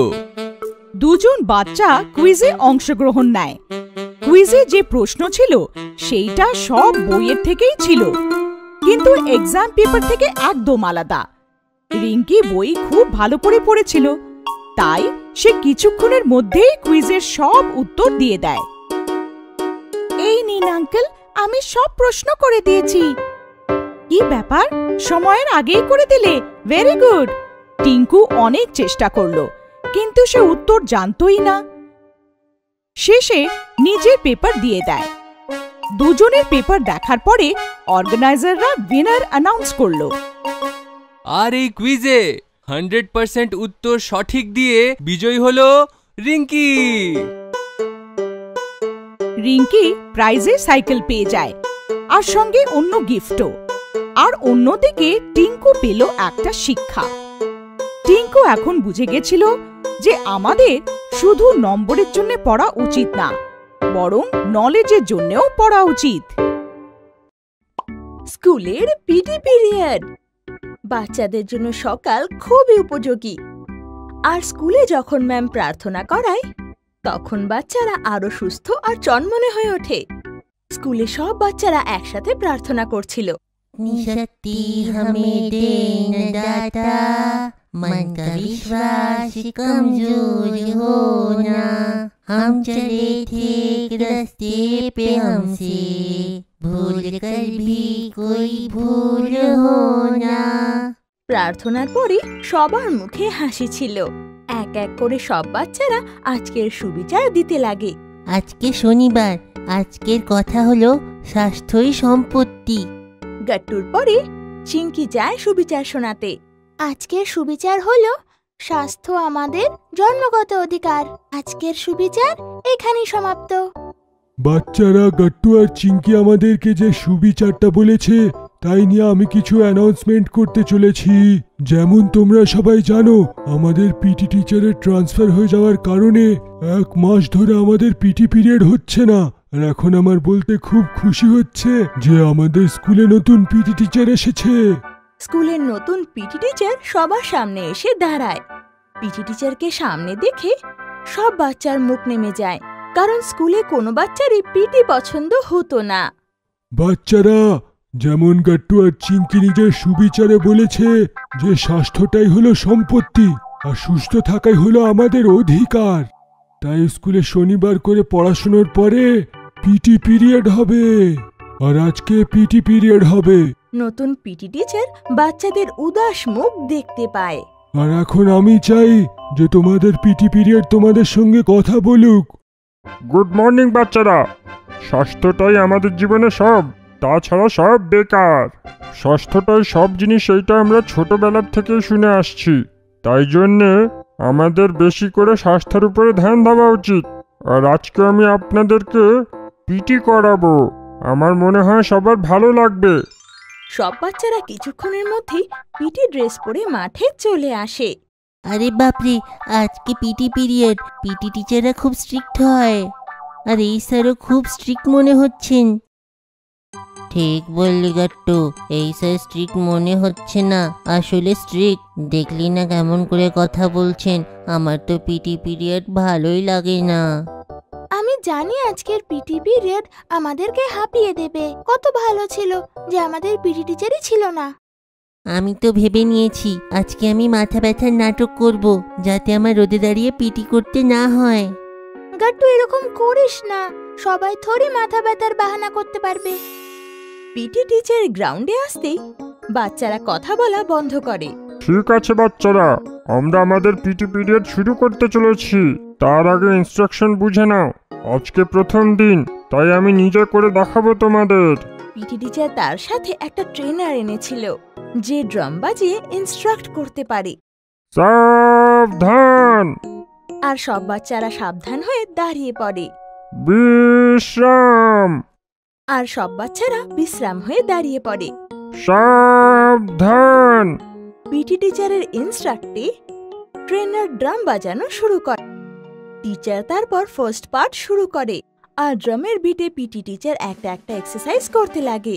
হাত নিচে, হাত উপরে, হাত নিচে, আবার হাত উপরে। এইভাবে পিটি টিচার খুব সহজভাবে সবাইকে পিটি করাতে লাগে। অনেক বাচ্চার হাতে ব্যথা করতে লাগে। পিটির একটা রাউন্ড শেষ হতেই পিটি টিচার ট্রেনারকে ড্রাম থামাতে বলে। এখন আমরা পিটির গুরুত্বপূর্ণ ব্যায়াম করব। সাবধান। বিশ্রাম। সাবধান।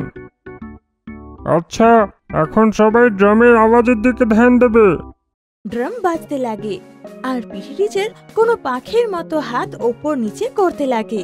আর ড্রাম বাজা শুরু হতেই স্যার নিজের মাথার ওপর তালি বাজায়। সবাই শুরু করো।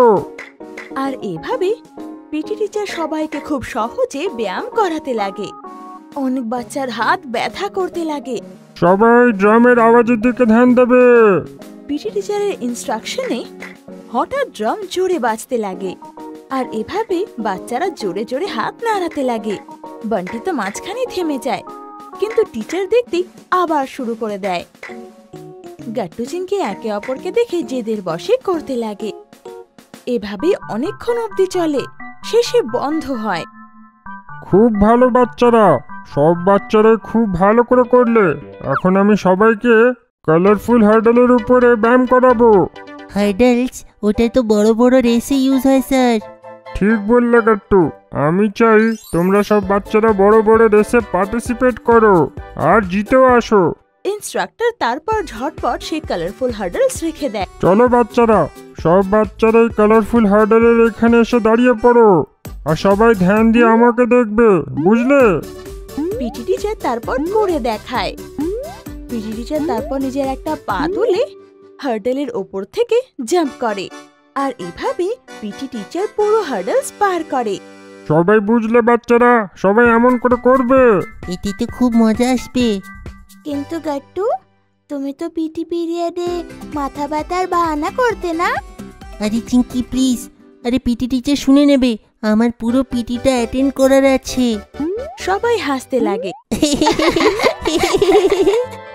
একটা একটা করে সব বাচ্চারা স্যারের মতো হার্ডেলস পার করে। হ্যাঁ স্যার, খুব ভালো লাগলো। হ্যাঁ স্যার, আমরা নতুন পিটি শিখলাম। আপনি তো নতুন ধরনের পিটি করালেন, এই জন্য আমাদেরও ভালো লেগেছে। আর আমি পরের শনিবারের অপেক্ষা করব। বাচ্চারা হাঁপিয়ে গিয়েছিল, কিন্তু প্রত্যেকে এনজয় করেছে। গুড গুড, কিন্তু এখনো শেষ হয়নি। স্যার, আরো করার আছে। হাঁপাতে হাঁপাতে বান্টি বলে, আর সবাই হাসতে লাগে। আরে বান্টি, আজকের পিরিয়ড এতটাই ছিল। আর হ্যাঁ, পিটি পিরিয়ডের জন্য আমি কিছু অ্যানাউন্সমেন্ট করতে চাই। প্রত্যেক স্যাটারডেতে হয়ে থাকা ক্লাসের জন্য 2টো মনিটর বানানো হবে, যে সবাইকে সামনের থেকে গাইড করবে। পিটি পিরিয়ডে কি মনিটরও হয়? হ্যাঁ হ্যাঁ, কেন না, আমি প্রত্যেক জায়গাতেই পিটি পিরিয়ডের মনিটর রাখি। আর আমাদের পরের পিরিয়ডের মনিটর হলো গাট্টু আর চিঙ্কি। আগামী শনিবারে তোমরা দুজন সামনে দাঁড়িয়ে থেকে বাকি সবাইদের পিটির মুভমেন্ট করে গাইড করবে। কিন্তু স্যার, আমরা কি ঠিকঠাক করে করতে পারছি? হ্যাঁ স্যার, এর আগে আমরা কোনোদিন ভালো করে তো পিটি করিনি। হ্যাঁ গাট্টু চিঙ্কি, আমি তোমাদের দুজনকে ভালো করে দেখেছি। তোমরা দুজনে খুব ভালো করছিলে, তাই জন্যে তোমরা দুজন নেক্সট পিটি পিরিয়ডের monitor. Thank you so much sir. আর এইভাবে গাট্টু আর চিঙ্কি পিটির আসল অর্থ বুঝতে পারে, আর ওদের পিটি পিরিয়ডের মনিটর বানানো হয়। আপনাদের যদি আমাদের ভিডিও ভালো লেগে থাকে তো আমাদের ভিডিওকে লাইক করুন, কমেন্ট করুন আর সাবস্ক্রাইব করুন।